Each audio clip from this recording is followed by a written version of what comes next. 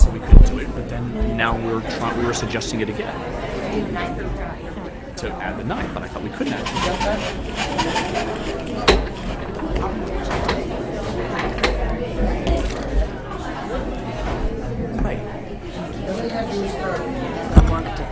But last time we discussed, they said that we couldn't do it on the 9th because Columbus Day, because of whatever. This is supposed to be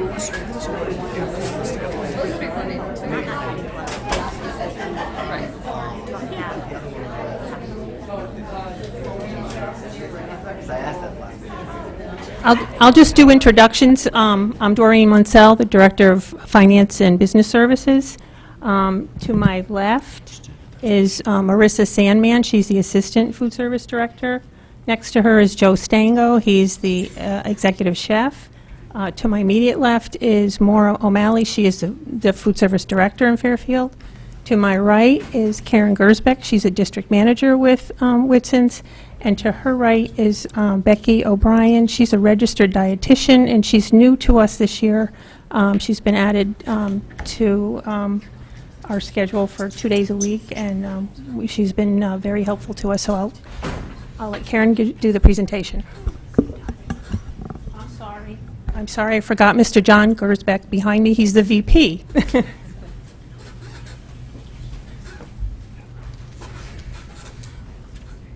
Okay, thank you. Thank you for your time this evening. I promise this will be very brief. So we just wanted to give you a few updates on the program and where we are this year and some of the exciting things that we've done throughout the year. So our Fairfield team, as Doreen has already introduced us, I'll skip right through this.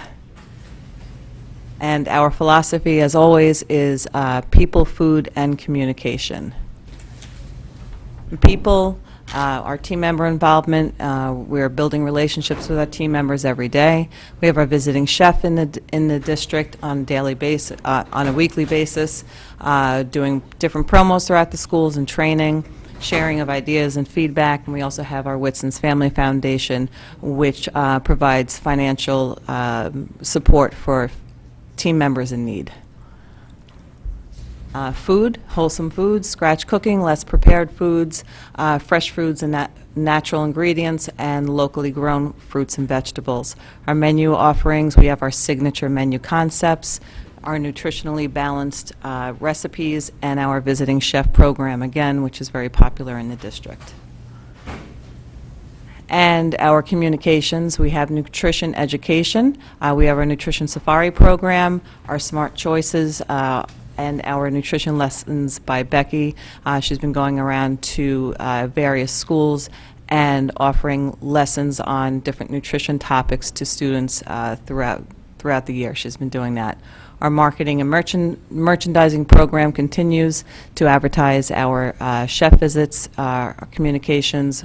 We have specific signage for our marketing to designate our different ideas, and also our client and customer communication, monthly client newsletters, nutrition newsletter from our RD, which we'll be putting forth next year, and our custom website.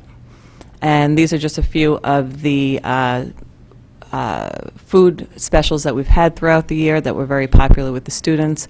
We had our ramen bar promo. We offered at our secondary schools. We also had our annual Sushi Palooza. We did this at all of our secondary schools. The students really loved this program, and our chef, Joe Stango, and our visiting chef, Rich Sandman, worked very hard to make this promotion every year. In addition, we were offering organic smoothies, and we're promoting healthy eating every day in the district. The smoothies were very, very popular with the students as well, and we will continue to offer those next year. This is our roasted pork loin and our rotisserie chicken. This is a brunch for lunch that we offered at the secondary level.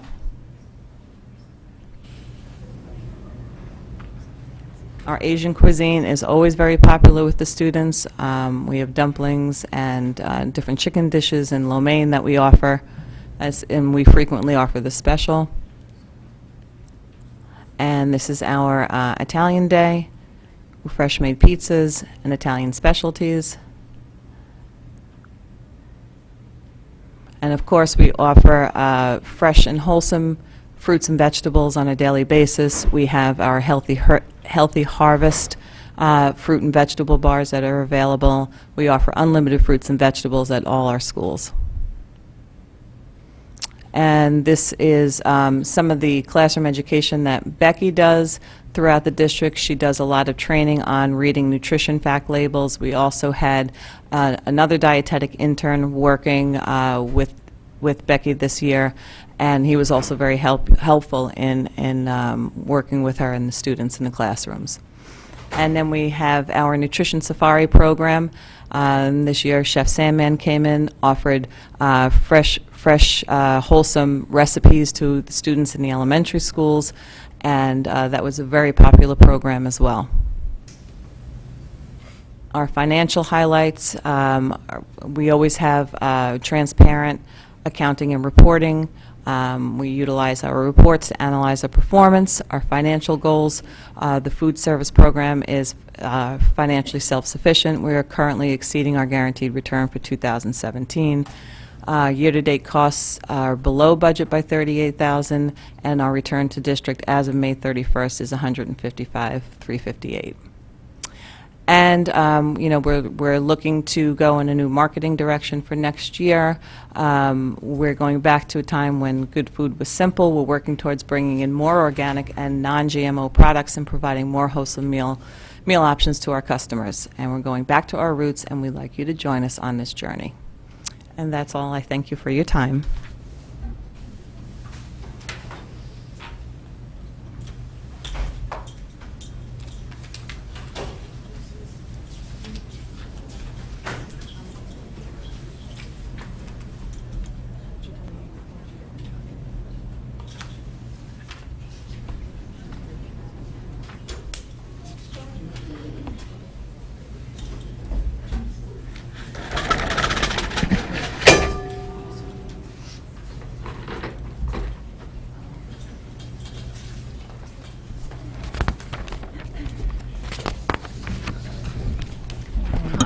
Just a few more comments.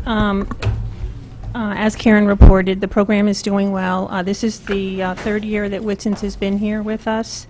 And they've done, I think, a phenomenal job. Especially this year, they've been out meeting with the parent groups much more. Maura and Becky have been going out several evenings and meeting with parents and discussing the program with them and any concerns. And I did happen to see a lesson that Becky gave, I think it was at 4th grade, about reading labels, and I've learned things myself about sugar and cereal. So I think we gave a good overview of the program. If you have questions, and there's a few action items we need. Do you want to comment on this, which was put in front of us? Meals? Meal count. Okay. Yeah. There's been, well, the columns, column 8 shows you the enrollment variant, so that's always a factor. Even though enrollment has gone down at the high school and middle school level, the meals served, our percentage of kids eating, have either stayed the same or gone up slightly. And at the elementary level, the enrollment has increased slightly, and also the percentage of kids eating has gone up slightly too. So we're moving in the right direction. Anything further that you wish to comment on, then we'll go to the board for questions. I don't think so. Karen mentioned they've already met their guaranteed return, and regarding the pricing, student pricing, that's another, the meal prices, another motion that we need. We gave you the comparison of prices to area districts and districts in District B, and there's also a price equity calculation that has to be done, and these recommended prices get us in that within that range. Okay. Thank you. Questions from the board? Mrs. Gerber. I guess through the chair to someone on the Whitson staff. I'm just curious, does anyone have any idea what the chef at North Stratfield is doing? Because it's gone up 10%, the participation. I mean, I guess whatever he or she is doing, maybe other schools could do that as well. Maybe Mill Hill, because they went down 7%, but the 10% is really something. When you got those numbers, did you see, is there something new that's happening there that caused such a big spike? We have a very talented lead manager there, and we've also expanded the staff up there because recognizing the fact that there was a growth in participation there.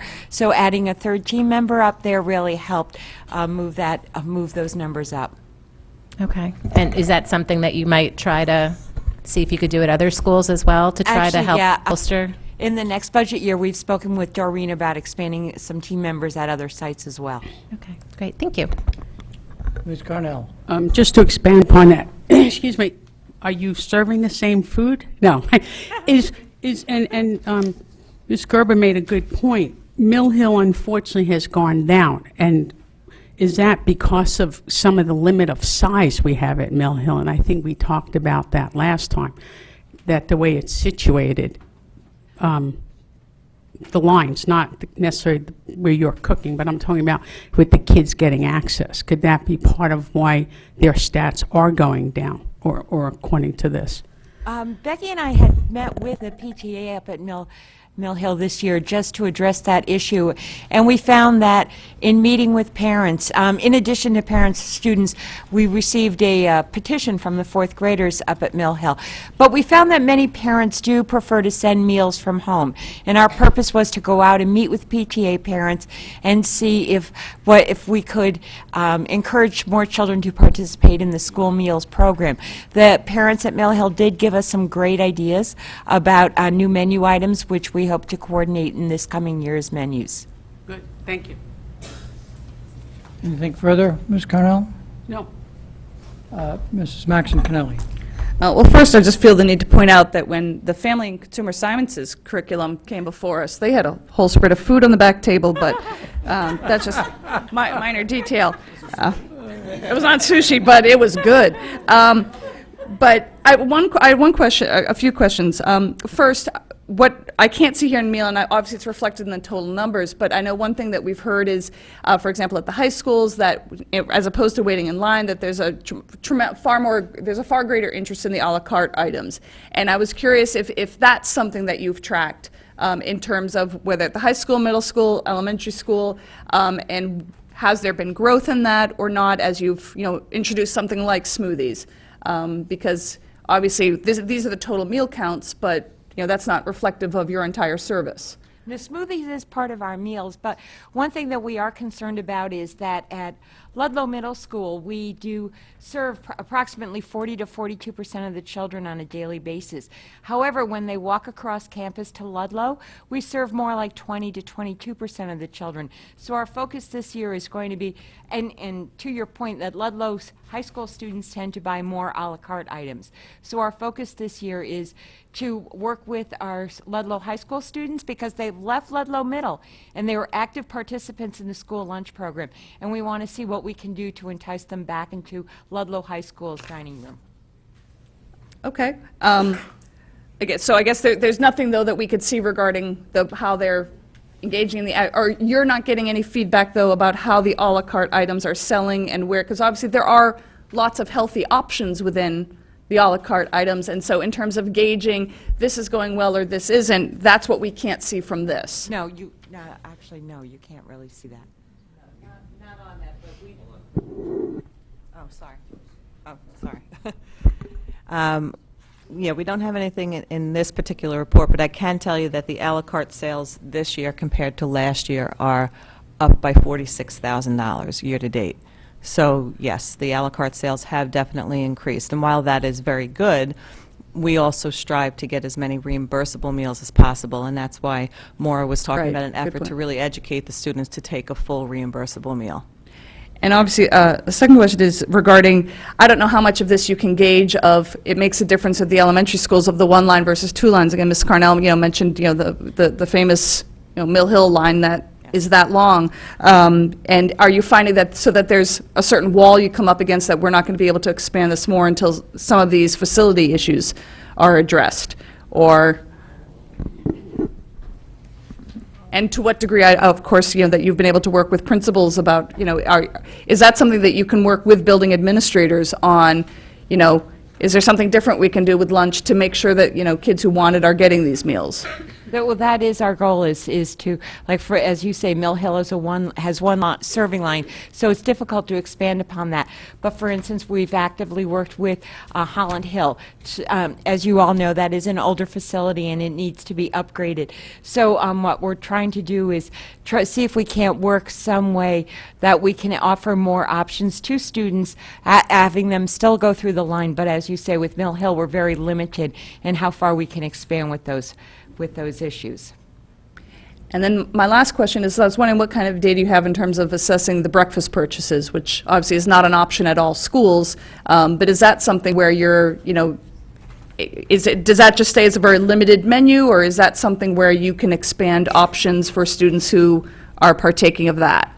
There are certain restrictions under the USDA guidelines as far as items that can be served at breakfast, but we did find this year that we are expanding our breakfast program.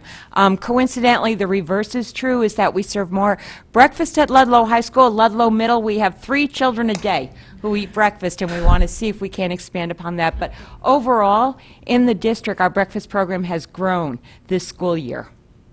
Okay, thank you. Further questions or comments from the board? Mr. Patton, followed by Mr. Llewellyn.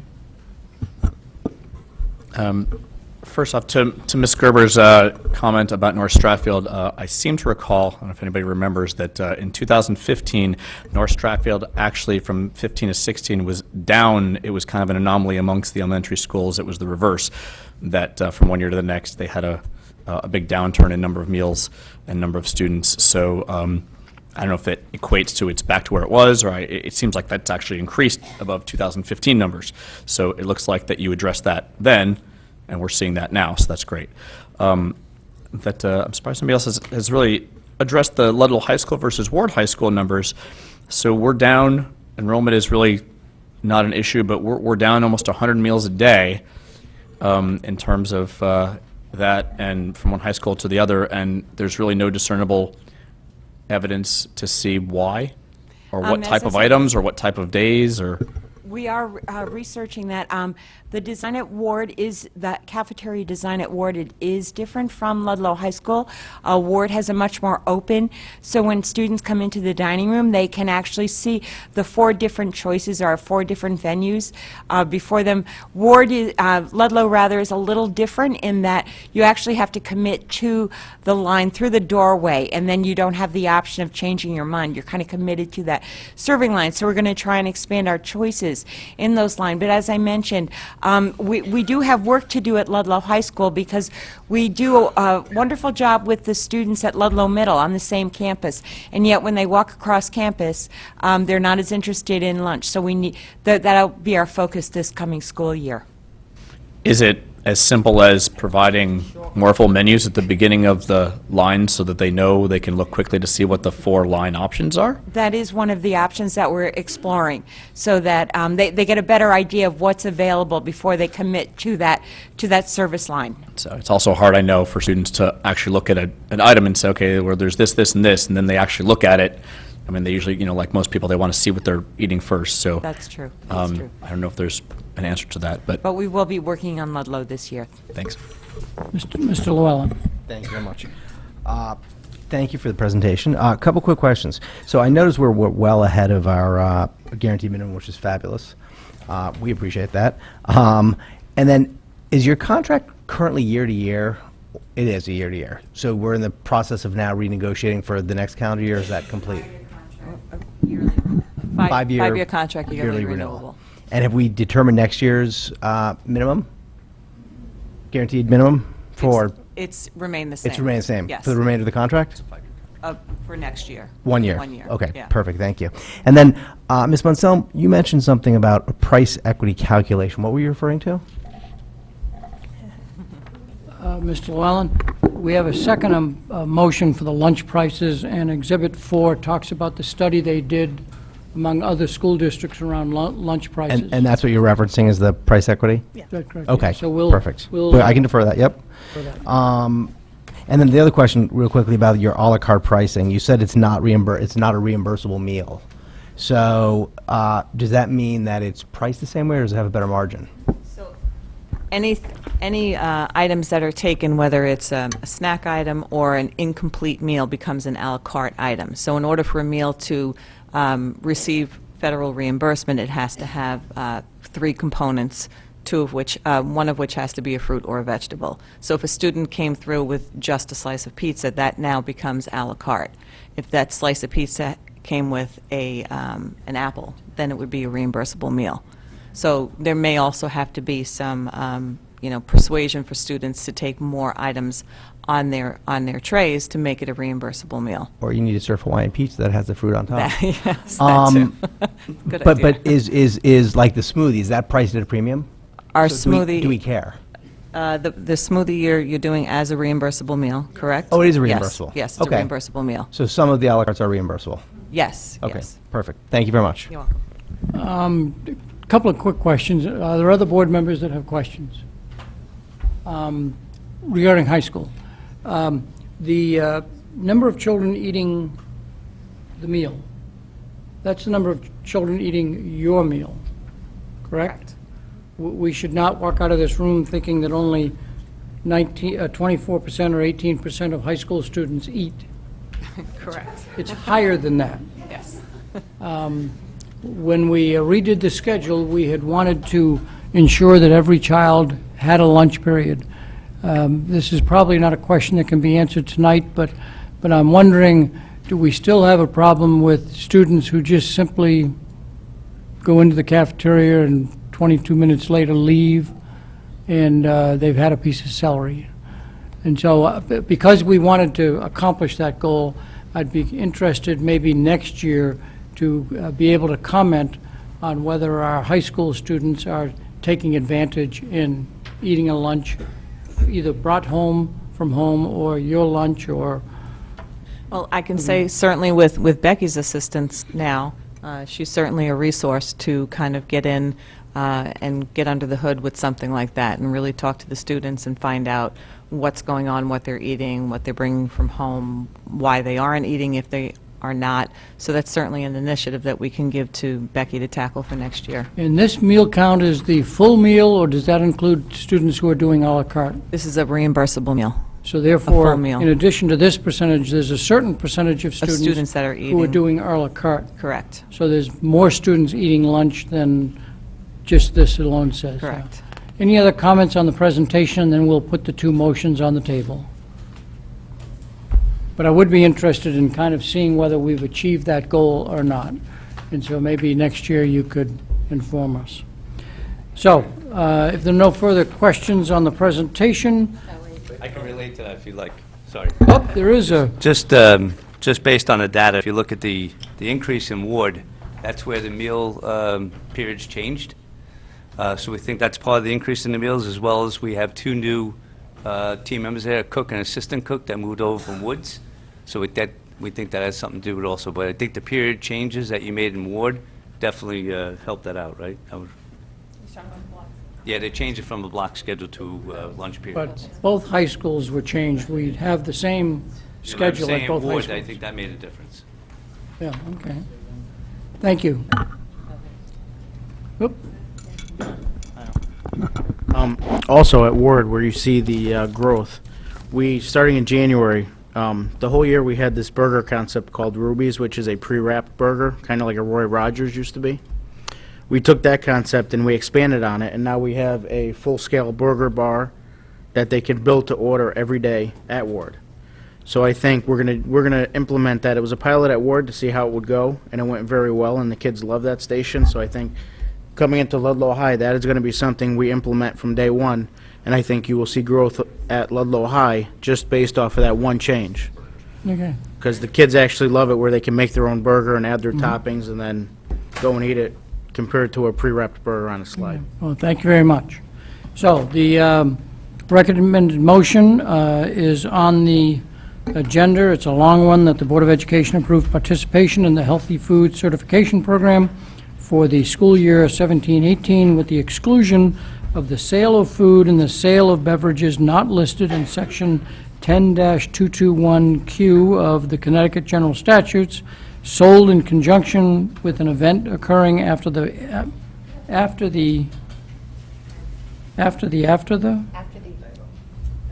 There are two after these.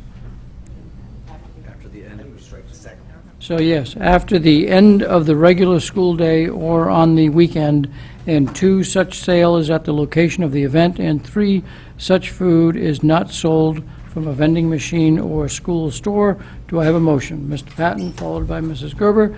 Any questions or comments? This is the historic motion that we've passed over the last several years. Mr. Llewellyn. And this, you said there are 2 coming here. Is this part of the price equity, or is that a separate one later? Separate one Price later? is separate. Just making Yep. sure, thank you. Yep. It's on the other side of the agenda. Any comments or questions on participation in the Healthy Food Certification Program? This is a voting item, so out to the public. Does any member of the public wish to comment on our historic participation and continued participation, if this motion passes, in the Healthy Food Certification Program? Seeing nobody come forward, back to the board. Please tell me that everybody understands the motion and I don't have to read it again. Good. So all in favor of the motion as shown on the agenda, please raise your hand. Okay, Ms. Carnell, you're not raising rights, okay. Mrs. Lou, you're not voting on? Correct. You're right. Mrs. Lou McCormick, Mr. Patton, Mrs. Gerber, Mr. Dwyer, Ms. Pitko, Mr. Asa, Mrs. Maxon Connelly, and Mr. Llewellyn, all opposed? Abstention? Ms. Carnell. Motion passes 8-1 and 0. 0 and 1, yeah. Now, Mr. Llewellyn, the recommended motion regarding lunch price increase, that the Board of Education approve the increase in lunch prices as enclosed. Do I have a motion? Mrs. Gerber, seconded by Mr. Asa. Comments or questions from the board? Okay. So, enclosure number 4 has some of the research for the various schools and their prices. And on yellow, you'll see that here are the old prices and here are the new prices. Is there anything further, Ms. Marcel, that you'd like to comment regarding the lunch price? I just want to mention that the Department of Agriculture requires all school districts in this country that operate under the school lunch program make sure that their pricing is fair and equitable, and that no school lunch funding goes towards the purchase of a paid meal, so that all USDA funding is tunneled into the reduced price children and the free children.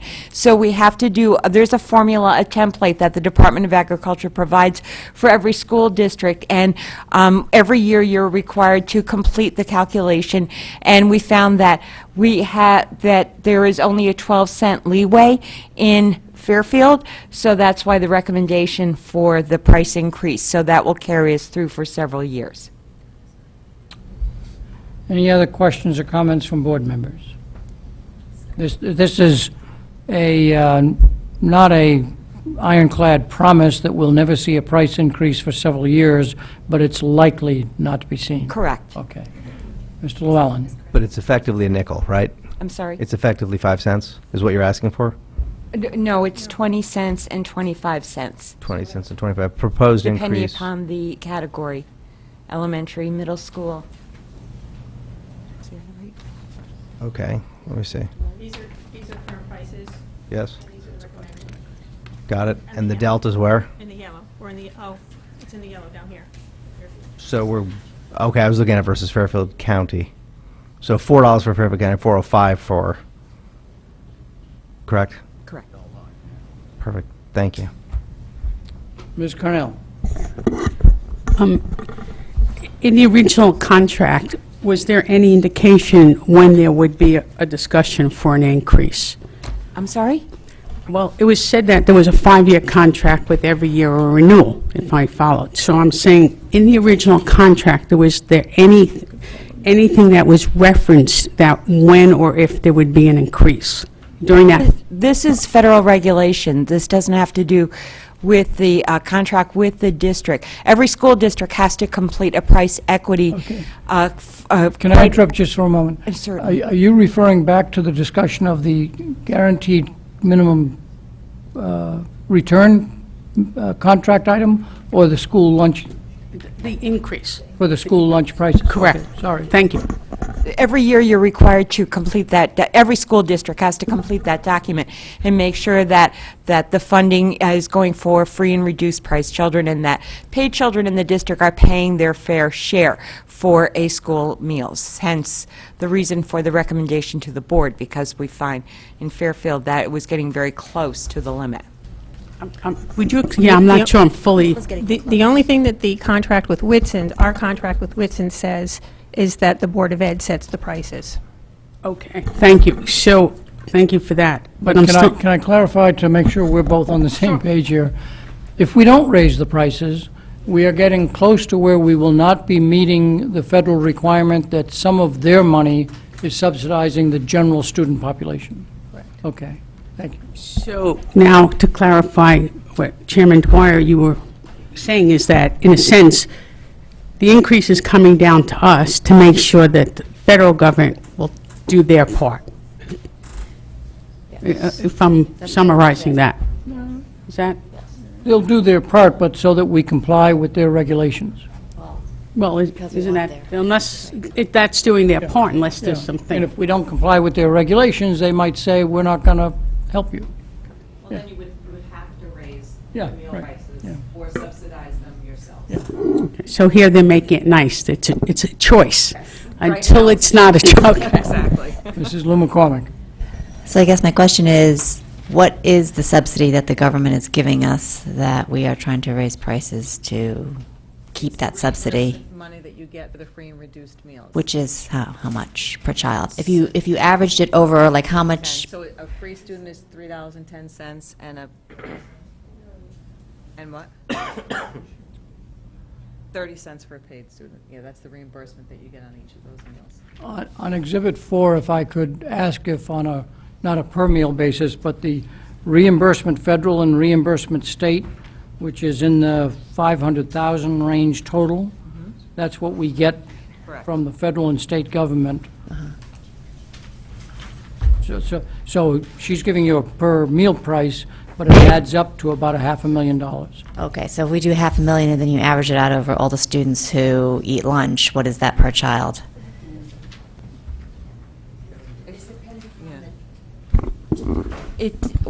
The reimbursement is based upon the child's economic eligibility. So the district receives more money when a free child participates in the school lunch program, and more than when a reduced child participates in a paid child. Oh, no, I understand that. I'm Oh, just okay. saying, what's the aggregate number that we're receiving from the state or the federal government, averaged over all the students who eat lunch? So are we basically getting 50 cents per child who eats lunch or something, and they're asking us to increase the price by 20 cents, so actually we're making 30 cents per child? Or what is the give and take that we're doing here? I can do those calculations for you. I don't have them tonight. Okay. We're doing this because we want to keep so I want to know how much we're actually saving. The Connecticut State Department of Education sends a pretty detailed spreadsheet that you have to calculate and put a bunch of different numbers in, Right. and that determines where you stand with that. And there's a few different formats for determining that particular number. So when Maura did the calculation this year, that's when we realized how close we were to having to make that change. So I don't know off the top of my head, because it's a bit of a complicated calculation that they've put forth. I couldn't tell you off the top of my head exactly what it is, but she could provide you with that information. Yeah, because I'm just wondering, why do we have to do 20 cents? Why not 10 cents or 15 cents or 5 You plug cents? in your paid meals and your free and your reduced and your participation and that type of thing. It spits out an answer for you based on the calculation that they've So is it come a up with. break even? Are we breaking even with the government, or are we actually getting a subsidy at the end of the day? We're getting a subsidy from the federal government. The only thing is that we're not, the district is not allowed to use federal funds to subsidize a paid child's meal. We get 30 cents for a paid lunch. So therefore, the difference has to be made up by charging the students.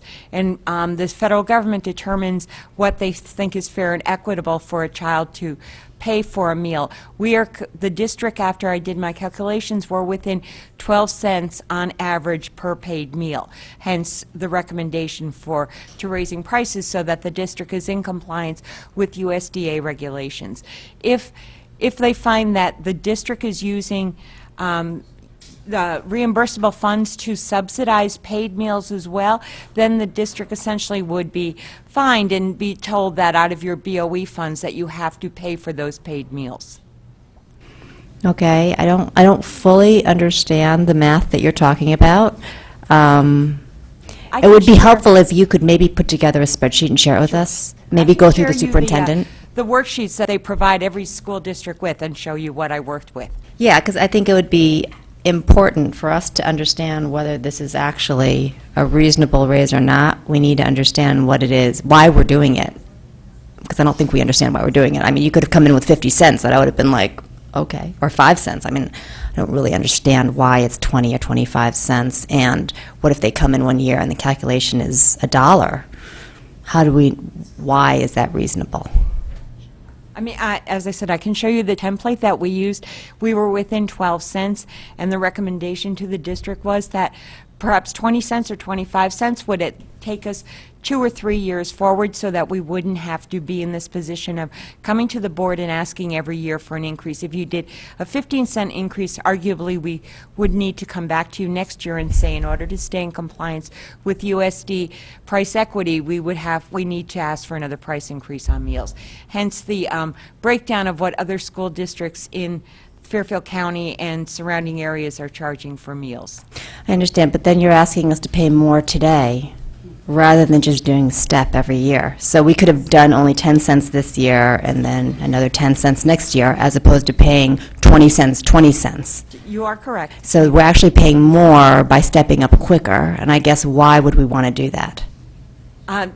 That is a consideration in discussing the price increase. We thought there has not been a price increase in Fairfield in 4 years, so we thought that your parents are more accustomed to that, and so that if we were to make a price increase, rather than coming to you and the parents every year in order to be within compliance, we would just do, but that's certainly up for discussion.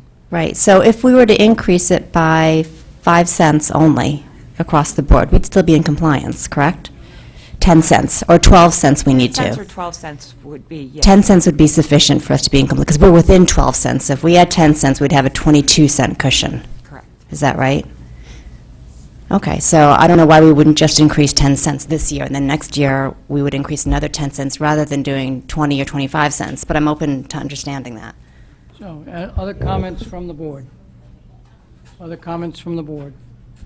I just want to clarify. Llewellyn? We're at 12 cents. Do we need to be at 30 cents or 20 cents? You said the subsidy is 30 cents. Oh, that's for paid. This is different. Different And the calculation. microphone? So we're mixing. Again, the microphone. Oh, I'm sorry. You're on national TV.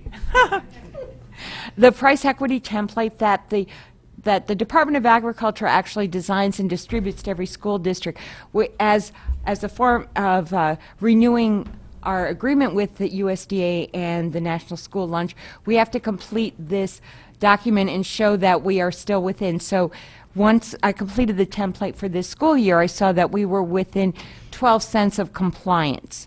Within 12 cents of compliance. Okay. So my recommendation to Doreen was that perhaps since Fairfield hadn't had an increase in 4 years, maybe that would be the route to go, so you wouldn't have to go to the board next year with the same price increase. But it's certainly at the board's discretion to make that decision. So it would be somewhere between 12 and 15 cents with Correct. cost increases going into next year, so there's an extra nickel of headroom.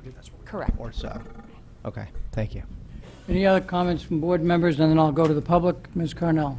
Yeah, just to follow on, if we increase to 20 cents this year, and I think you said the needed amount is 12 cents, what happens to the other 8 cents? Well, that is built in for future, we were thinking long-term, that way, arguably, when we do the formula next year, next spring, that we would already have that price increase built in, so that there wouldn't be any need to come to the board and increase prices. I'm not sure I'm following. So, when you ask the question, what happens to any net Excess, income? right. It stays with the program. The food service program is a self-sufficient program, so if there's any net at the end of a year, it stays with the program as an opening balance the following year, so it stays with the program, with the food service program. So, It's additional revenue to the program. The extra 8 cents is additional revenue to the program. It stays in his profit. the profit to who? To the school lunch program. program. To the school district's program. It's Okay. not a profit to Whitson's, it's School it's a district. net income to the school district's food service program. Do we have, and maybe you don't have these numbers handy, but do we have any idea about what that would come out, the 8 cents difference for the year? I don't have that number right now, no. Because that's, really helpful. I think, yeah, I think it would be helpful to have that number, because if it's a substantial number, okay. So they don't have it. I figured that one out. So the question is, we're being asked to vote tonight, or does this have to be voted on tonight without that information? It's up to the board to decide whether they want to vote on it tonight or move it, to the next meeting. Okay. Other comments from the board, and then I'll go to the public. If there are no comments from the board, this is a voting item regarding increasing the lunch prices for next year and the future years. As you've heard the discussion, anybody wish to come forward and comment on the lunch prices increase? Please state, oh, guess what? Could you make room for members of the public so that they could speak? Mr. Dwyer, I think they found the answer. Well, let me get the public here, and then they can chat. Somebody sit down. First come, first serve. Please state your name and address. Lisa Davey, Fairfield, Connecticut. I have a lot to say. I will stay within my 3 minutes. I want to remind everybody, and there are a few people who weren't on this board 3 years ago when we went with Whitson's. Apparently, our food program used to make a lot of money, and that went away, and we hired this one. I don't know the numbers. I'm glad to see we're making money. Unfortunately, it's also about feeding our children. When we brought Whitson's in, it was going to be local produce, it was going to be fresh cooked, non-GMO where possible, and organic, and 3 years later, I'm not sure we have any of those things.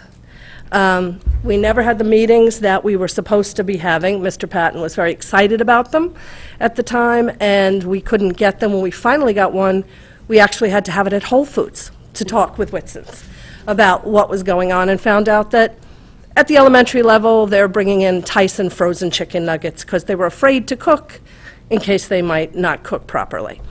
My son attends Ward. He very rarely buys food, and when he does, he says, well, I got the chicken patty, and I'm like, well, isn't it a meal? And he said, well, no, they tell me that's it. That's all you get. So I don't know if he's buying off the menu or not, but it would be helpful if there were signs that said, you can have fruit. Then he would be a reimbursable meal versus an a la carte. I don't think the kids know that. I also don't think that we're feeding them properly. I don't think we're offering a very good example, and I think it would be nice if there was some more information from Whitson's. They say what they're going to do, but I don't see that we can actually get that information. It's you can look up how many calories But I'd like to know, how much local produce did they buy? How much is organic? What products are non-GMO? I think that's information that if they're selling the program to us that way, they really need to be able to back it up. Thank you. Thank you. Please come forward, state your name and address.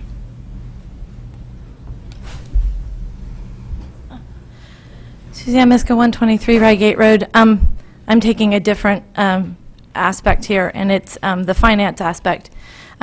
We have not, as a public, seen the contract with Whitson for 5 years now. So if we have a 5-year renewable contract, it must have come up forward. So the terms of whatever was agreed to 5 years ago really should be presented to the board, in my opinion, and the public, as to what you've all agreed to. Second, in the back, I get it. It's 25 cents, and to most people in Fairfield, 25 cents isn't a big deal.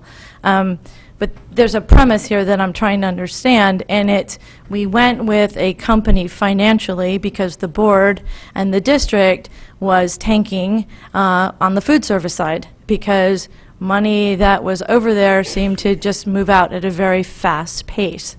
And so we went by hiring someone that was supposed to help take a lot of the fiscal problems and requirements off the table of the district and the board. Having a 1-year analysis done around this time every year is not, to me, enough information to the board or the public as to where the finances are going. So to hear that we now are narrowing between reimbursable and non-reimbursable is a little concerning. I also find it concerning that we have to increase prices, yet the amount paid back to the district at a time when the district could use money has not changed in 5 years. So I don't know who's negotiating this contract or agreeing to these terms, but either the board looks at the contract and agrees every year, or, I mean, I don't know how you raise prices, but you don't know what's in your contract. So somewhere along the line, there's a disconnect, and either you're trusting this company who's doing the financial piece of it, or you all need to get involved and do the financial piece of it. But to do, I'm going to raise the prices, but I don't know what's in the contract, is kind of alarming. Thank you. Anybody else wish to come forward to talk about the school lunch prices motion? Seeing none, back to the board. I will clarify one thing. The only board vote was to whether to stay in-house or to seek an outside service provider. It is the town purchasing department that sets up the purchasing process and sought requests for proposals or qualifications and made the actual decision on the vendor in the contract. That's the town purchasing department's responsibility, not the board. The same happens with the transportation contract. Comments from the board? Hearing none, the motion in front of us that the Board of Education approve the increase in lunch prices as enclosed. All in favor, please raise your hand. Mr. Patton, Mrs. Gerber, Mr. Dwyer, Ms. Pitko, Ms. Asa, Mr. Asa, Mrs. Maxon Kennelly, all opposed? Ms. Carnell, all abstaining. Abstaining for lack of information. Mrs. Lou McCormick and Mr. Llewellyn. The motion passes. Thank you very much for sticking through and making the presentation. On to item C, discussion of class size practice. You know that we sent enclosure 5, which is the actual class size policy. I wonder if I might have the attention of the board. Could I have the attention of the board, please? And then attached to that is the class size teacher load guidelines that have been in the budget. It's the policy that guides us, but the guidelines is something that we have used so that management can make decisions. Mrs. Jones, do you wish to make any opening comments or call on staff? Sure. First of all, this is only a discussion item, and it's really for one question to the board, and it is to interpreting that what's considered desirable, because our policy is very open. There is no proposal from staff, from any of us, that we want to see class sizes of 30, which is really how it's written. The question is, when we go forward this summer, are we going to look at 25, 25, 25, and we stay with our practice that we've always used and we add a teacher, or 25, 25, 26, and you wait until the second class goes to 26? And I think it's important for the board to weigh in on that for us in our practice, because generally out of our 207 sections this year that we'll have, this comes up generally between, I want to say 4 and maybe 8 sections in the summer. And the cost to us to add those additional teachers in August and during that time frame is between $300,000 to $500,000. And I think it's one of those decisions that for the board, again, we're going to be faced with a lot of challenging decisions. And I think we just need to understand what's behind that financially. And it is a practice that we've always utilized. That really is the only question tonight, just to get feedback from the board. And we will, we will stay consistent if that's what the board's desire is, but what is considered desirable given the economic climate that we're in. Now, I will say there has been more discussion just out in the community, and we put out a letter trying to help people understand how we move teachers around the district. That is not a change in practice. We're doing what we've always done, and Ann is at Leffert can talk to that tonight if you'd like to, just so the public understands how that process works, because it has been so public. But it really is about the one question, and it's really interpretation of the policy, and are we going to stay the course, or does the board want us to consider 25, 25, 26, and stay in the course and waiting until that next teacher or next student enrolls? And so while there's not a vote on this tonight, I think the question that's in front of us that Dr. Jones is asking for feedback, honest feedback. Using her example of 25, 25, 25, and when the 26th student shows up, i.e. the 76th student, shall we stay with 3 sections or divide to 4 at the end of the summer? I think the board acknowledges that between June and August, the enrollment projections go up and down. And so there may be 25 and 27 in a class roster right now, but the judgment won't be made based on that. The judgment will be made based on where we are at some point. I don't know what that date is. And it's your question, not that we go to 26, 26, 26, and then split, but if we go to 26, not split, but if we go to 2 times 26, then you would split. Is that what, I want to make sure the board understands what you're Yes, 25, asking. 25, 26, and then if another student enrolled, you would have 4 sections. Okay. And again... Is that clear to the board what the Or question in front 23, of if you're talking about early childhood. If you're talking about the lower grades, it all moves Right. accordingly, yeah. Okay. So, it's a popular item. I'm going to start here and walk around. Mrs. Eileen Lou McCormick. So I want to clarify. A teacher before had stepped up and said that there were 2 classes right now that look like they would have 26 and 27. So that, by its very nature, would exceed the 25. So that would be split into 3 sections then, if those were the numbers. If those were the numbers in August when we were looking at it, yes. And feel free to come forward, Ms. Leffert, because she handles this for us. Tricia, you raised your hand, right? Yep. Hi, Ann Leffert, Director of Human Resources. Right now in our enrollment system, there are 50 students enrolled, 25 and 25. The school has information that 3 other students are going to enroll, but my understanding is those 3 students have not yet enrolled. We deal with issues all summer long with looking at enrollment numbers, constantly keeping track of where those enrollment numbers are, and it's not been an unusual circumstance where families tell us they're going to be moving in and then never enroll their children because they don't move in. So we want to be very careful with funding, of course, to be sure that when we make the decision in August, we have actual students who are enrolled and sitting in those classrooms. The elementary changes happen every year, quite consistently. This year, a little bit more than normal. normal because we're seeing a reduction of 13 sections due to the enrollment projections going down. So that's a bigger reduction that we've seen at the elementary level in some time. So it leads us to a lot of decision-making on who's going to move, and every year, teachers at elementary move. They move grade levels and on occasion move buildings just because of the enrollment changes. So just to continue on that question, so let's just take this example. So if, for example, we budget that we don't have enough to move to the third because we don't have those 3 students, and so then we move the teacher from one school to another to create certainty for that teacher. We now have uncertainty with the 50 student, with the 50 students, and then we'd have to hire on the spot in August. Correct. Correct? Now, so my question is why wouldn't we, since we know we're going to have this iffy situation, could we not leave that situation and leave that teacher as is, and then leave that spot over here? We've had that conversation for the 5 years I've been here and years prior to that. The principals look at making the transfers when we look at the projected numbers, and we watch that carefully. People are very uncertain during the summer, so we wait until August. Now we're watching a number of sections right now that could go up or down.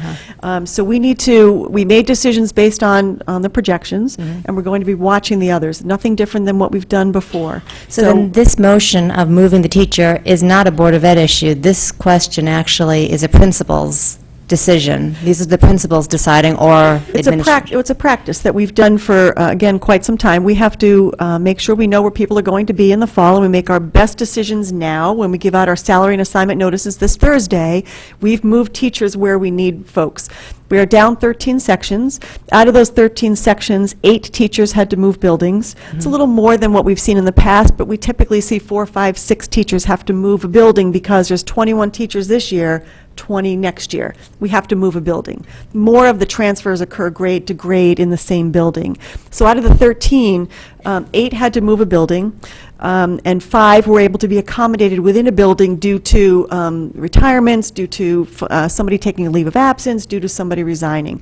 So those 8 folks who had to move will have new assignments for next year, correct? Because I think this is part of the issue that's raising concern, is the practice of the movement and creating incremental uncertainty, right? So the practice actually became this way because in the past, if teachers moved to another building and then a section was increased, they came back.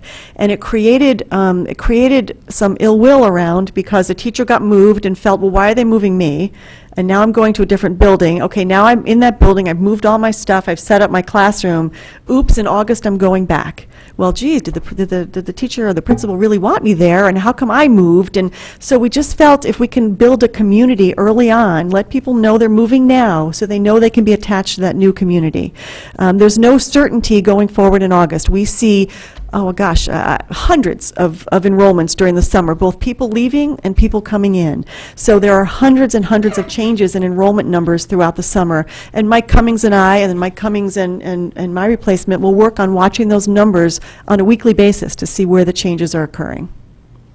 So this is a set practice that you do there's no exception. So let's say the teacher doesn't mind having the uncertainty and going back and forth. Is that considered, or is that not considered? It has not been, no. When we start making exceptions in lots of different areas, we create a mess. Who's going to go, who's not going to go? Now you leave the opportunity for that to happen. Well, this teacher is going, and the principal's saying you're going to stay, or the teacher doesn't want to stay. There's too much uncertainty there.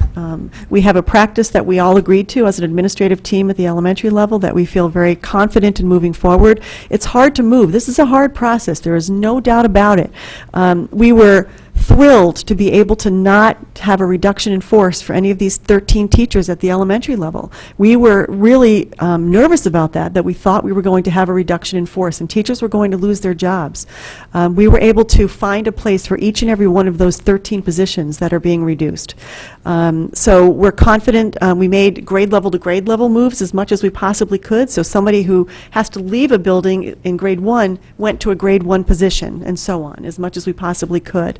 In some cases, the moves were by request. We had some teachers who were interested in moving to 6th grade, and we had some openings in 6th grade because of the large 5th grade movement. So those teachers, we were able to accommodate their request, which helped us at the elementary level as well.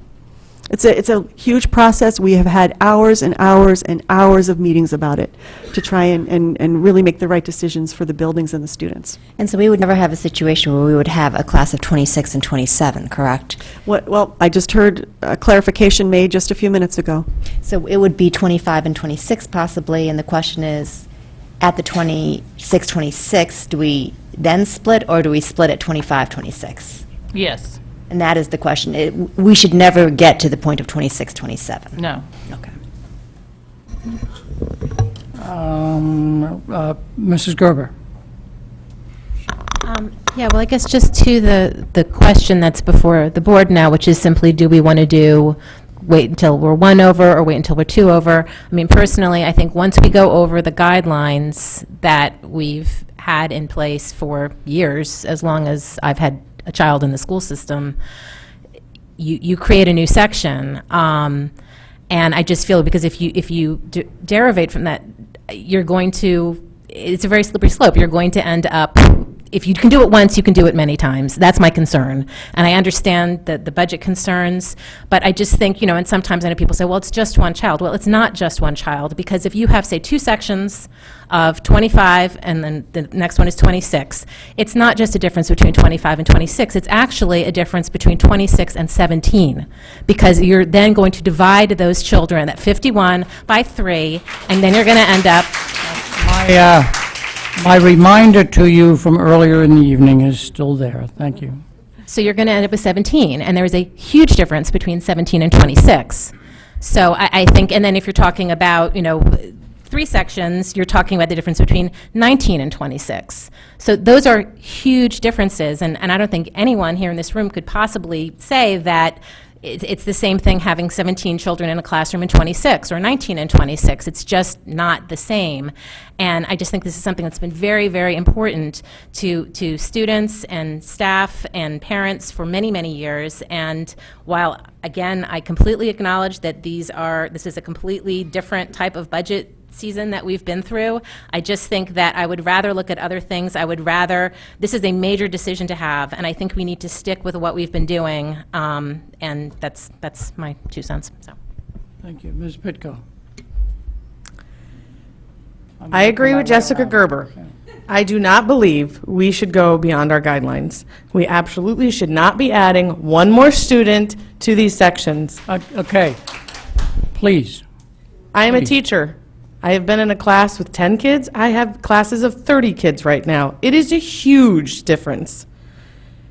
So I didn't just Google this topic after getting tons of emails. I decided, since I'm a student at Sacred Heart University, I'm going to use their research tools at their library to look up all the research and the data on class sizes in elementary schools. And the profound result was that students perform academically better in smaller class sizes and reading and math across the board. I cannot support adding more students past the 25, past the 23. Mrs. Maxon Kennelly.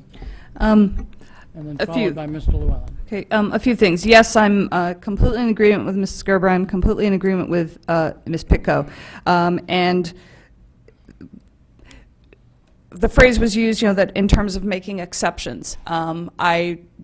This is just a mistake, knowing what it's like at budget process time, knowing what it's like with members of the public who are far distant from having their children in the schools right now, and who would say that, what difference does that one make? Well, if you're saying that that statement is then that it's not important, that we can have wiggle room on that. And I would wholeheartedly support once we see what numbers, what are the sections that are affected by this, and that we see exactly what that budget implication is next year. And if that then means our discussion needs to be because of this, because we'll obviously have those enrollment numbers in the fall, and when we see that based on the decision or the direction that we give today, and which again, I know immediately that there are 3 of us who are in favor of absolutely strict adherence to the guidelines. I don't know from the rest of the board yet. what exactly was that budget implication, and therefore, what do we need to do on that going forward? I know that Just to clarify, when you say going forward, you mean as we plan for the 18-19 That's year? correct. Correct. Yeah, That's thank you. correct. And if that comes up as an issue. But I know that part of what this issue is arising from is those classes out there of 26 and 27, to my understanding, should not have existed. And so I think that there was some miscommunication or floating an idea, but that's what's raised this. I do not think, I would disagree with Ms. Lou McCormick on the notion that this is coming down to an issue of floaters. I know, I've heard Mrs. Leffert speak to this before. This is not an easy issue over the summer. I believe there's a June 1st notification date, isn't there, when you're talking about moving? So we do want to tell people by June 1st if they're going to be moving, and that's something that we strive to do. Teachers most know their positions at this point. Right. And so that information is out there, but I've talked to teachers every year who are wondering, will I be able to stay because of this move? And it's the nature of the beast, it truly is, and I trust in that regard that our administrators, if they're not communicating well with their staff, that they be encouraged to do so, make sure that everyone is aware of that. But I think a lot of the teachers who have been here for a few years know this ebb and flow well. It's very much a part of our dialogue. But I do not want to conflate the issue of the teacher who is designated as a floater with the fundamental issue of, do we go to that 25, 25, 26 or not? That's the issue before us.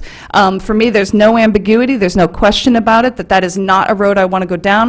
There are many roads I'm willing to go down and re-examine at the elementary school. That is not one of them. And if it needs greater direction of incorporating that in policy, then that's a direction that also needs to come out of this. But I do certainly appreciate that Dr. Jones was very quick to get communication out to the public. I know that many members of the public appreciated the explanation that came with that. But again, the controversy arose with those class lists being out there, because to my understanding, they should not ever have been put out to teachers of 26 and 27. Those are known numbers at this point. And so I think we do need to set that clear direction that financially that's not something we're interested in cutting. Mr. Llewellyn. Thank you. I've got a couple of questions. So this whole discussion arose, I think, out of two different areas, correct? One was the concept of do we go to one section? The other was, as we heard earlier, I think it was specifically the Dwight second grade. Is that correct? Second grade going into third grade. So, But can I clarify, one is an issue of a floater policy, practice, versus the class size. So, understood. yeah, okay. And the issue in that second grade is we have 3 sections now, and I'm looking at the most recent enrollment. We have 16, 17, and 17 for a total of 50. So theoretically, if they go to third grade, you can increase to 25. So you'd be even. We get an extra student in, therefore we're in the dilemma we're in. One of the questions I do have is, do we have any open choice kids in that second grade going into third grade at Dwight? Just out of curiosity, because when we talked about that whole thing with Dr. Tracy, we had added 3 additional sections as a result. So I'm just curious, do we have any? Not that we would change anything. It's a question. Yeah. Can I ask the superintendent or other staff members? We try very hard to avoid personally identifiable information. And if we start talking about whether there's one student in one grade at one school, we're a small community, it doesn't take much to figure out who that one student is. So I'm hesitant to go down that path of public conversation on Understood. that. Acknowledged. But after the fact, if we could understand offline, please. Just as a curiosity, does that put us in that situation? Because it was talked about extensively before. So that was one question. The other is, are there any other solutions? Are there any other creative solutions that the administration's talked about so we can avoid increasing the class size? Because, my children way back when, were in a situation where we were at the max and should have probably been expanded. We weren't. And clearly, everyone says you're going to get more education You're going to learn faster in a smaller class size. So no one really wants to go there. So are there other options? So before we answer that question, I'd like to kind of make sure we understand the two types of conversation we're having. We do have a floater issue that is not, it's unsettling to teachers to be in that situation. But it's a process that we've gone through year after year after year. This year's fifth grade is big, it's moving out, so that makes more dramatic impact on the elementary school. Is the board, as Mrs. Maxon Connelly was commenting, I think fairly, is the board saying, we understand that, it's not nice, but the staff are doing the best they can, so that's not an issue the board wishes to get engaged in terms of conversation, and that the principal issue we want to talk about is class size. Could I get that clarification so we know what we're talking about? I'm getting nods, and so therefore, it's not the floater issue, it's the class size. Right, okay, I know, and I just wanted to get that off the table so that the public and the board knew that that's what we're talking about. So class size, we've had 3 board members comment about, let's stay the course where we are. Do we have other board members that wish to give guidance? Can I get an answer to my question before we go on? Oh, I'm sorry, off on a yes. tangent? Thank you. What else was thought of except for the 25, 25, So 26? in order to maintain our past practice, which is not, in our board policy, nor is it, it's what we've done in the budget book, I think is my understanding of that. And that is what has generally been done, that's what people want to stick with. Are there other solutions potentially that have been discussed? I think in this budget year, we've discussed everything that we can think of, and we're to the point we're stripping so much out of the budget, there's not going to be a tremendous amount left because it's people or programs. I mean, that's what you're talking about. So if you take $300,000 or $500,000 that weren't in the budget or planned, and you spend that, and we do have a reduction coming, it has to come from somewhere else. So it could be, if it's a program, it could be the things we were looking at on Tier 1, Tier 2. So let me go down that path. Right now, the list that is in the back room says of Tier 1 and Tier 2, these are the items we're putting on hold. There were other items on Tier 1 and 2 that are not being put on hold. If the majority of the board gave guidance that said, stay the course and we'll absorb the cost of the teachers, we'll have to absorb them probably first by looking at what's left on Tier 1 and Tier 2, and then later in the summer saying, we still don't have enough. We've heard from the state, so what else do we think of? I don't think we could identify that tonight where we're going to save that money, but your question really is... My question is there another way to rebalance rather than not? And I'm not talking about redistricting, Phil, I know you're smirking. Yeah. That's not what I'm talking about, even if we're voluntary.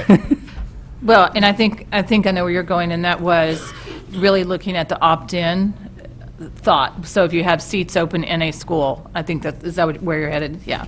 And it could be a creative solution, but it's one we have to really run the numbers and look at that. I don't know if we've ever done that. Have we done that, Ms. Leffert? No, not outside of McKinley, but you run the risk there of not necessarily getting the people to move that are going to really help us out in a grade level or whatever. So it gets tricky. I will say in general, whenever we've asked for voluntary efforts to not take a parking space or not do something or other, we get very few people who say, sure, sign me up. Yeah, and I will say specifically when a request was made to do that exact transition. Mike, please. When a request was made to do that exact transition, it's been denied in the past. So a voluntary move that would help reduce the class size, I know, has been denied in the past. So that's why I asked the question.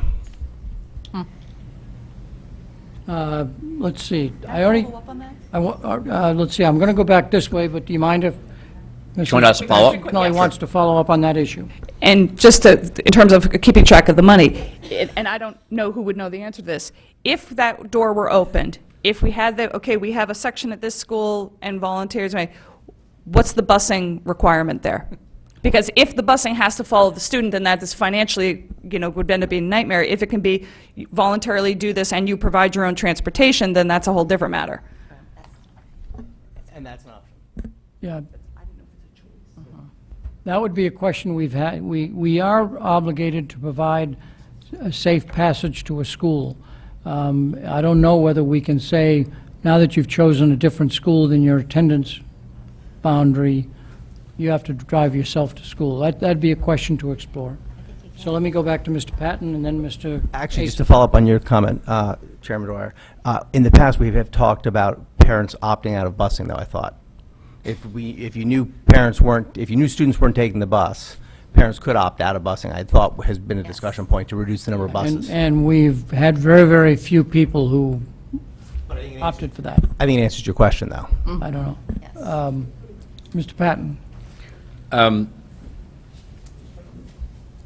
I agree with most points that are made, but the bottom line is this is sadly a budget issue.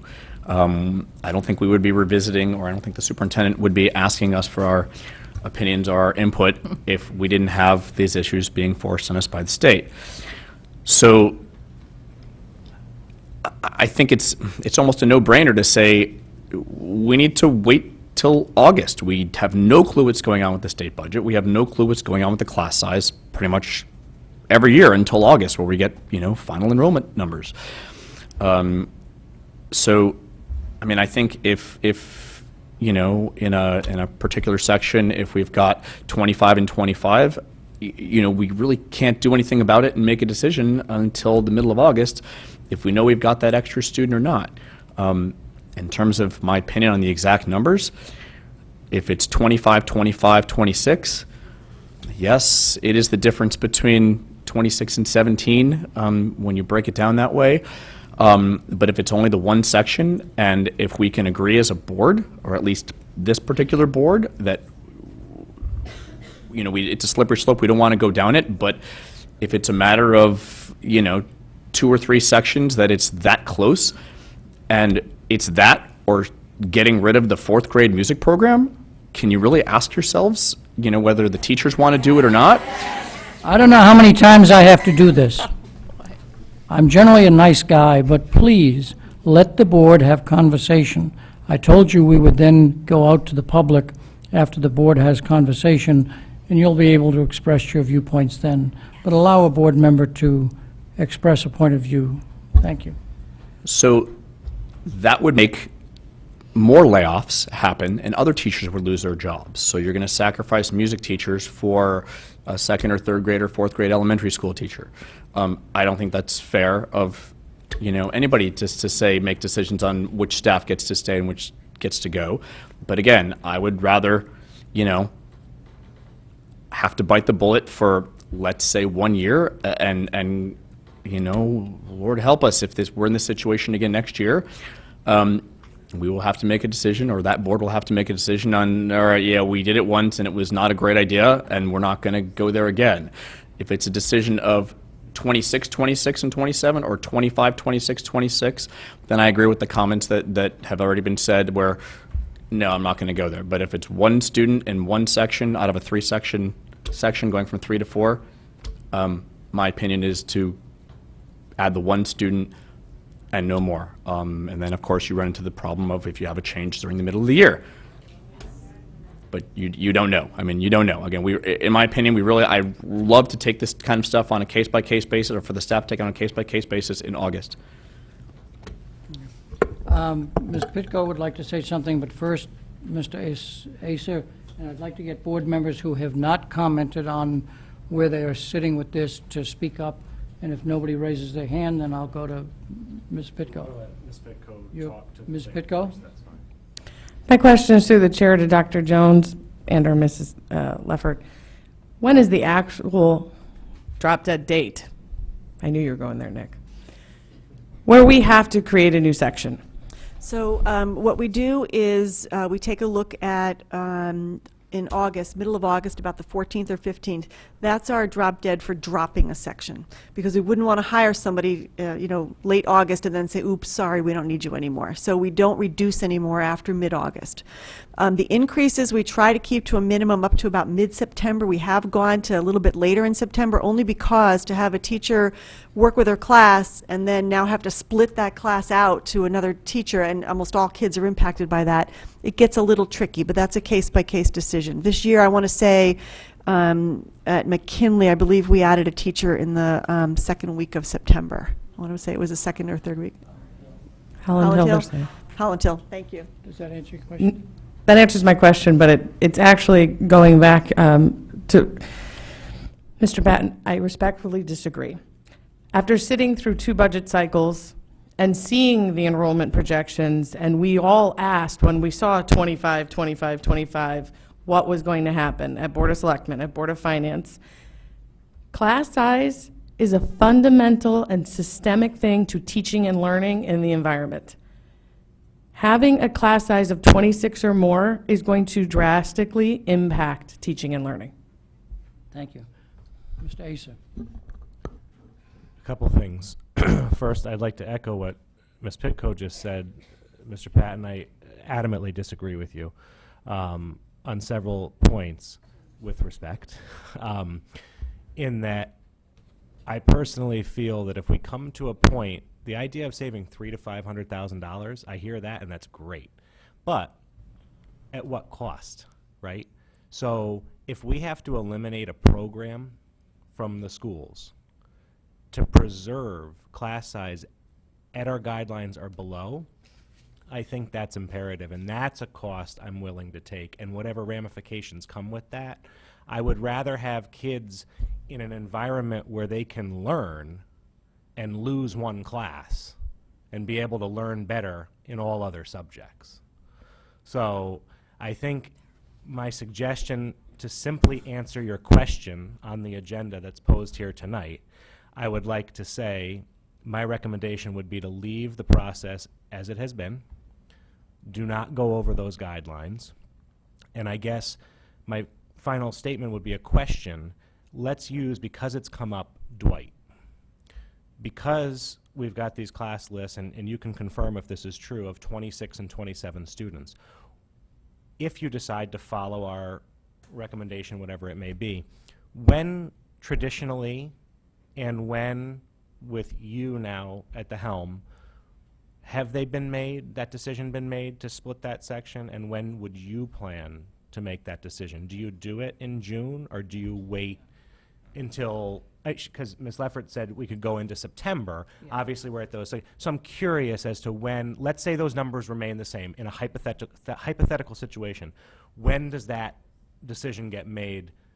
Is it before the school year starts or after?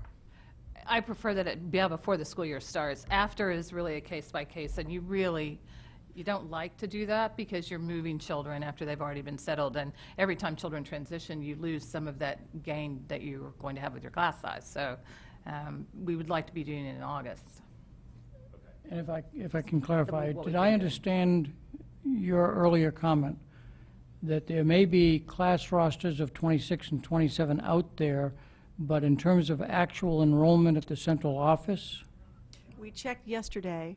My understanding from Mr. Cummings was that yesterday there were 50 students registered for grade 3. That would be 25 and 25. So I don't have information that other students have registered beyond that. And they may, and they'll get to your office. It may be but that the they're date scheduled. But the date that Mr. Acer is talking about is mid-August. Correct. We do that during the first day of our administrative advance. It's been our practice. I want to say this year it's the 14th or 15th, where we take a look at enrollment numbers from that morning and take a look at that. We have to have some process to make a decision now in June, and that's why we use the projection numbers on that, and then we'll go forward and monitor. So can someone answer? And that's been many years in the... Way before me, years and years. Mr. Acer. Can someone answer, are those class lists of 26 and 27 out there? And if so, how can the numbers say 50 if class lists differ from that? I don't know the answer to that question. So is there somebody in the audience who can answer that? Because When is it that comes helpful? time for public comment, they might want to comment on that. Well, it may be part of the staff, so if the staff can answer it. Well, you know. I can need a tell you point of just from... procedure? I'm sorry. Point of procedure, do we need to suspend the rules? We do, but let me finish up Mr. Ace's commentary, and then I will entertain a motion.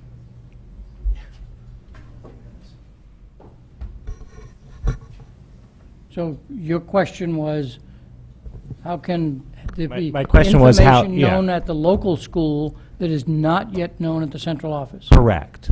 So it could be that parents have stopped in to say they're moving into a house and they wanted to visit the school. Again, I'm going on information that I have from central office registrars. So we know that right now 50 kids are registered for grade 3 at Dwight. There could be several families who are ready to close out a house in a few weeks. Maybe they have an appointment here to register, but if they're not there, we haven't made that decision to increase yet. So how did they make it to the list? I don't know. I can't answer that question. That's Dr. done at the Jones? building level. Again, this is conversation among the board. I know it's frustrating to you, but it is. Sorry, I a don't certain mean to. I decision. don't mean to push or be disrespectful. I'm just. I'm a little perplexed. Yeah, do you want me to answer that? Go ahead. You know, when I was an elementary principal, I always kept a list at the office for everybody who stopped by and said they were going to enroll, and the ones that were either working on paperwork or they were coming from one school, coming to the other. We kept that list, and I would always take their phone number and their email because they either showed up and got all their paperwork done, or it was, 2 weeks before we were doing class lists, we had to call them, and then they would say, oh, sorry, we got transferred, or there are lots of things that happen in the summer. We're going to have withdrawals that we don't know about right now, and so we're watching enrollments and withdrawals during the summer. Okay, so just to follow up, what you're stating is central office did not put out these lists. No, this Okay. was just a principal. Okay, and so I believe that is an issue in itself, and I request that you handle that. Sorry, building level, I guess. So now, I think, What does that mean? Request that she handles it? If it wasn't a list that came from central office? this may be upsetting to the, every time we have some issue at a school, how come the superintendent didn't tell the parents soon enough when 1,000 emails just got sent to every parent within 30 seconds? I don't know that we'll ever solve the communication problem between 17 schools and what all principals know versus what information is within the central office. We can, I think Mr. Acer is saying, continue to work on that. Let's try and narrow down the issues. But there's 1,400 staff and 17 schools. It happens. I Sorry. guess my request would be that something from someone be done that in the future, maybe a principal doesn't release those lists if they're not accurate.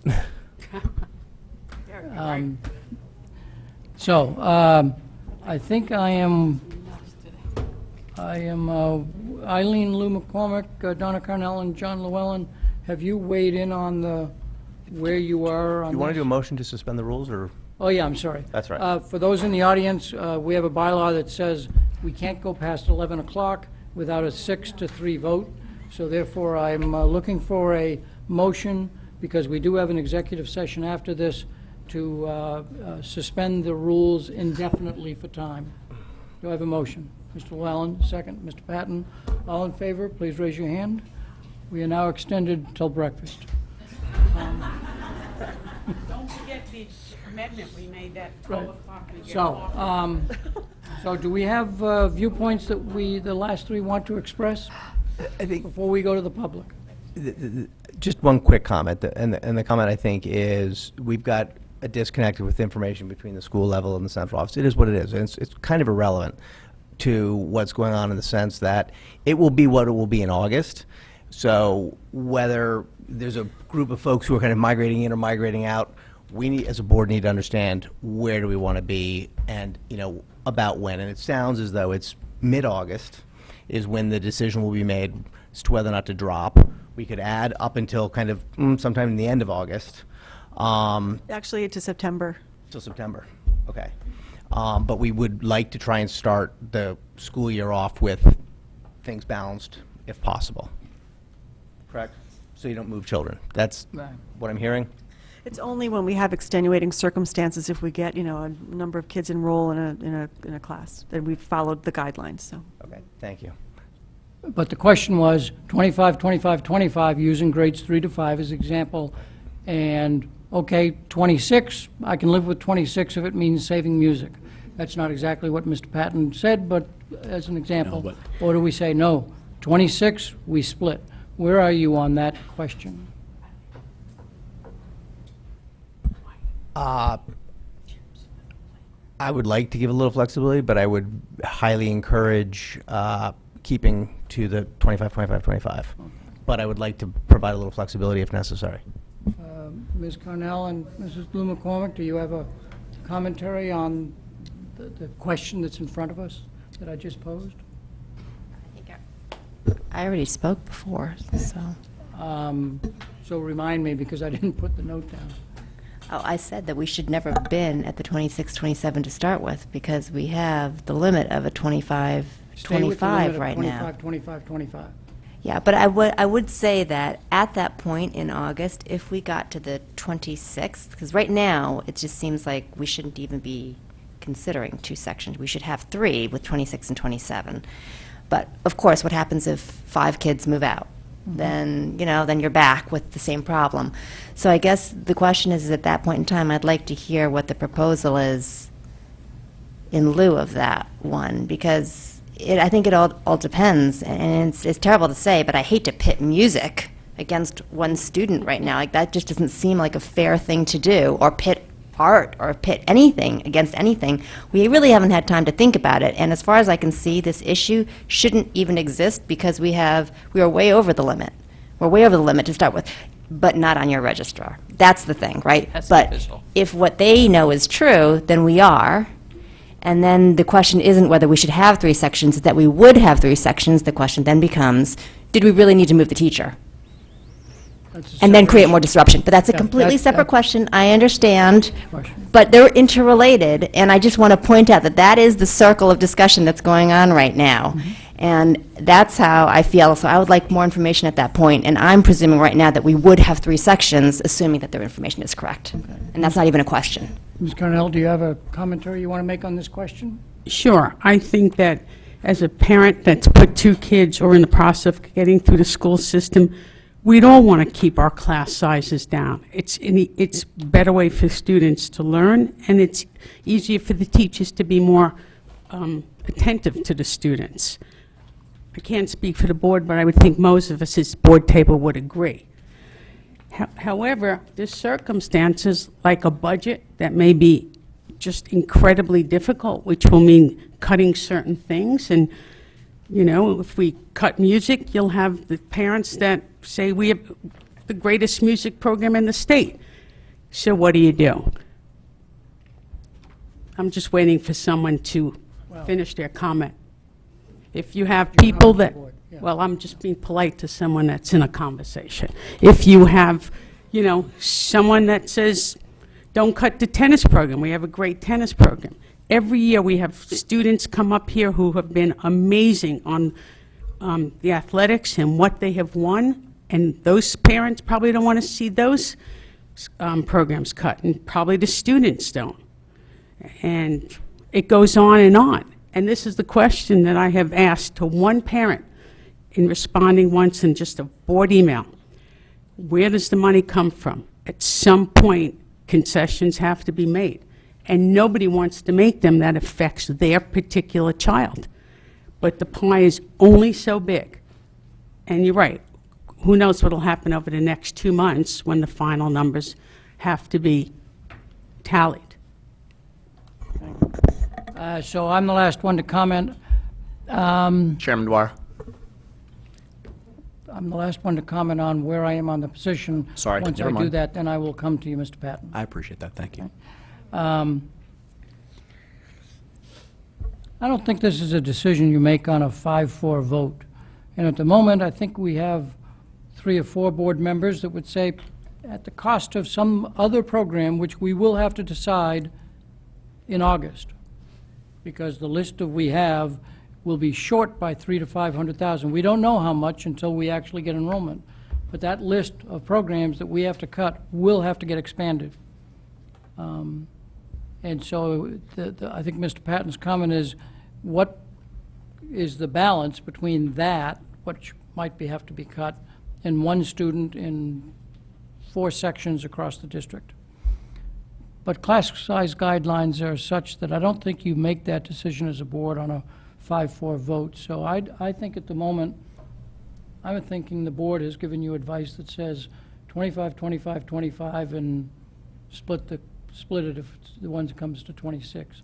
That's how I read our discussion at the moment, because we're not there yet to say, yeah, clearly we'll do that.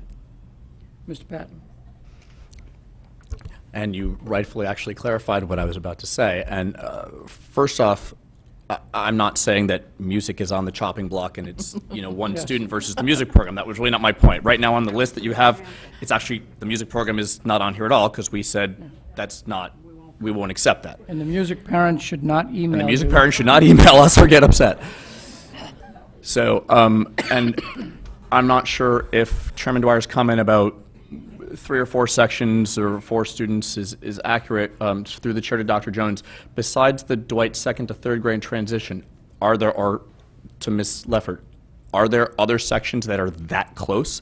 And if so, how many? We're actually watching a couple sections that could go down at this point because the enrollment is pretty low. There are a couple that we're watching, not exactly 1 student away, but a few students away. So it's You hard- may hard to recall in say. the budget book that just like last year, we said, how many sections are on the bubble? Right. This year, I thought the number was 7 to 8 net. Some might go down, some might go up, but it was 7 to 8 net. Right, and on average, through history, we've shown that easily the median, somewhere in the middle, is half, right, is half whatever full. that bubble is, usually we end up having to add teachers in the middle of the year, or at some point in August, or at whatever point. And so when we got the cuts from retirements years ago, that's why we have new guidelines on how to do retirements, which is great. So, so we don't really, so it's really, as far as you know, it's only just Dwight that is on the cusp of going up? It's the only section I'm aware of. Mr. Cummings? That's the one that's the most immediate concern, but there's others, others we're looking at, as well as, for example, there's a couple sections that may go down as we look at our kindergarten enrollment. So that's why we look at it at a weekly basis. Okay, and it's still, is it safe to say that up or down, it's still probably that net 7 or 8 as we were predicting, or is it less? It's That was the number based on the October 1 enrollment. right, and that's changed. I can't tell you if it's up or down from that, but even if we say it's the same number, it's unlikely that it's the exact same section in the same school. So, Mr. Patton, if you're going to continue to ask Mr. Cummings questions, I'll have to ask him to come forward. Thank you, Are you Mr. done? Cummings. Yes, and Okay. I don't know if So anybody out needs of to clarify what he courtesy said, to the public because he was that's not. here that may have stayed to say, well, let me comment at the time the topic is on the agenda, it's now your turn. My apologies if I seem to be too strict, but I am trying to move the meeting along without a lot of commentary about whether one board member said something you liked and another board member did not. So who would like to come forward and state your name and address and speak? Whoever gets to the chair first. You know, if this gentleman doesn't want to be a gentleman, that's not on me.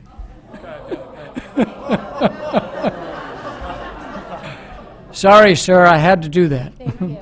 It's the Irish in My me. name is Hallie Levine. I'm at 7 Oak Bluff Drive. I have 3 children at North Stratfield School. I have a 3rd grader, a 2nd grader, and kindergartner. For my 3rd grader and 2nd grader, each year they have had a year where there have been 17 kids in the class. Each year they've benefited. My oldest has Down syndrome, so her needs are very well handled by the special ed director. But the year that her teacher had 17 kids, I noticed that there was definitely a difference in how she was included. I thought the teacher had more time to spend with her. I thought she was included more. My middle child is the kid who is in the 99th percentile in all standardized testing. He is in a 17-kid class in 2nd grade. I have felt that his teacher has been very responsive to me when I have emailed her and said, Teddy is bored, can we adjust the curriculum? She has. The real difference I have seen is with my kindergartner. My kindergartner is visually impaired. My kindergartner is legally blind. He came into kindergarten with the 504. I was very nervous. I was very adamant to the school. I said, I don't think a 504 is going to offer him enough protection. He needs an IEP. They said, we think we have enough protection laid in there. When the teachers for the visually impaired came up with his 504, it was 4 pages long. I thought there is no way his regular ed teacher is going to be able to be on top of this. Guess what? He had 17 kids in his class. Guess what? She was. When he had trouble writing, she was on it right away. Every single worksheet she modified for him. She made sure he had a slant board. She made sure he had his sunscreen on. She made sure he had his hat because he has albinism, so he is very fair-skinned. Anytime there was an issue, she emailed that teacher for the visually impaired. She was on top of it. My kindergartner started kindergarten not being able to read a word.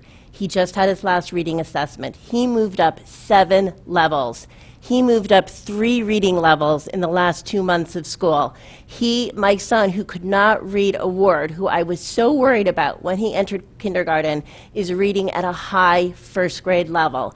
And you know what? That is because he had 17 kids in his class. I saw a big difference between when he was in kindergarten and my typical middle guy was in kindergarten. My typical middle guy had 23 kids. He did well because he's very smart and needs very little support from his teacher. Jeffrey would have fallen through the cracks if there had even been 23 kids in his class. I can't imagine if the level went up and it was 24 or 25. So I feel like there is no better example for you all than my personal experience. And for anyone on the board who has any doubt about increasing class size, I would invite you to come over to my house and have my kindergartner read to you his Pete the Cat books, read his Big Boy books, see the look of pride on his face. This is a kid who is legally blind, who has nystagmus, whose eyes move back and forth, who we were warned would have a lot of trouble reading. He is way above grade level now. Thank you very much. Thank you. So, sir, sorry to be so rude to you, but she seemed like she really wanted to come up. My name's Adam King. I live at 1084 Unclewood Road. I'm a 4th grade teacher in New York State. I've taught classes of 27. You don't have enough room for all the desks. I want to piggyback on what someone had said earlier. Small class size means everything. This is not just an issue for one school in this district. It's an issue for every elementary school in this district. I have a 4th grader. Out of the 5 years that he's been at Riverfield School, during 4 of those school years, students have been added to his class during the course of September to June. So it's not just about the numbers in August, it's about all the time. And you just want to make sure that the class sizes are low. 25 is a lock, and keep it at that, and small class size is the best. Thanks. Thank you. You probably ought to affirm that you proved what I said. Yeah, but please come forward.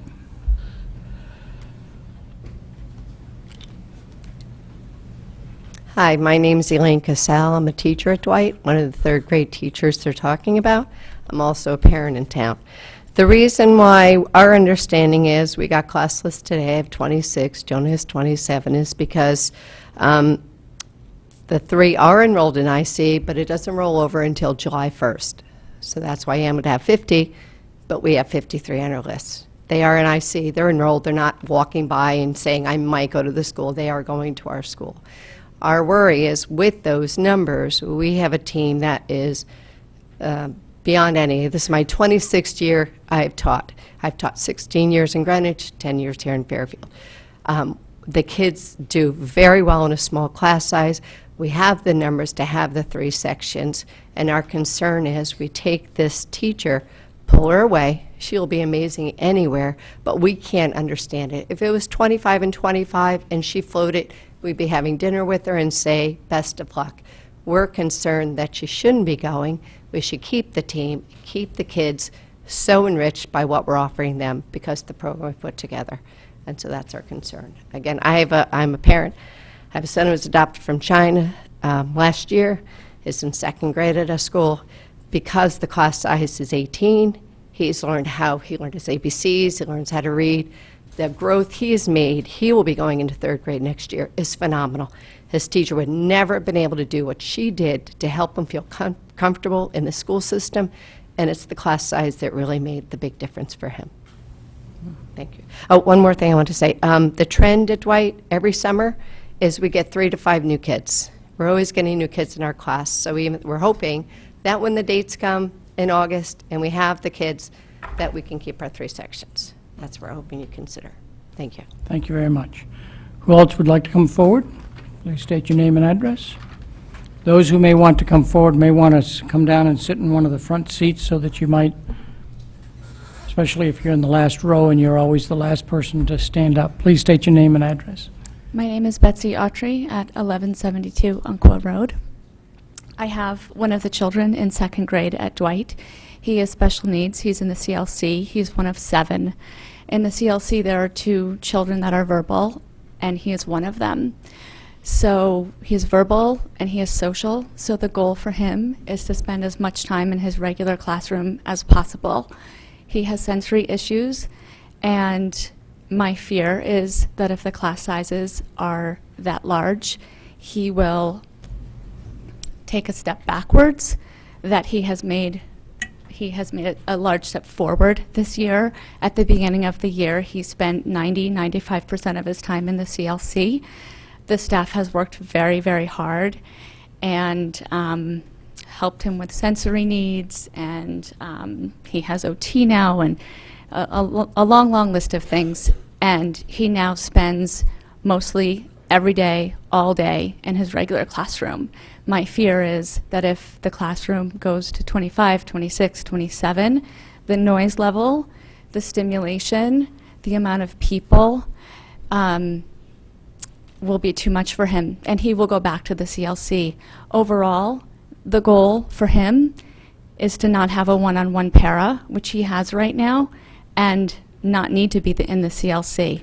That would be a very, very happy day for me if he could move out of both of those special needs that he has now. So I understand budgets, but if we do look at the big picture, if he could give up his one-on-one para, that's a savings. I think there's a much better chance of that happening in a class with fewer children. Thank you. Thank you very much. Who's next? Please state your name and address. Hi, my name is Sue DeThomas. I reside at 255 Half Mile Road in Southport. My children attend Dwight Elementary. My husband, myself, and my 3 kids moved here in November from outside of Chicago, Illinois. One of the reasons we chose Fairfield, but Dwight specifically, was for its reputation of a close-knit community and small class sizes. And we were welcomed, embraced into this Dwight community, and it has been like an amazing experience. We left a school outside of Chicago, Illinois with large class sizes. As a mom, I was excited for my 10, 8, and 6-year-old to start Dwight with these small class sizes and see how their education would change with these smaller sizes. I have seen, as a mom, and who is more important than that, the significant improvements in reading as well as other areas of my children's education due to the small class size and due to just the teachers being able to provide more one-on-one time with my children. It was a difficult transition for my children, and the teachers at Dwight went above and beyond to help my kids and give them the extra TLC they needed to assist with the new drop-off system that they had never taken a bus. So 2 out of my 3 kids had such a hard time, and the teachers embraced this and helped us come up with a new drop-off system. I don't believe if my kids had teachers that were trying to teach 25, 26, 27 kids in their classes, that they would be having the time to really learn my children's personalities. And with the small class size, they were able to provide the much needed TLC they needed and the support that they needed, as well as for their learning needs.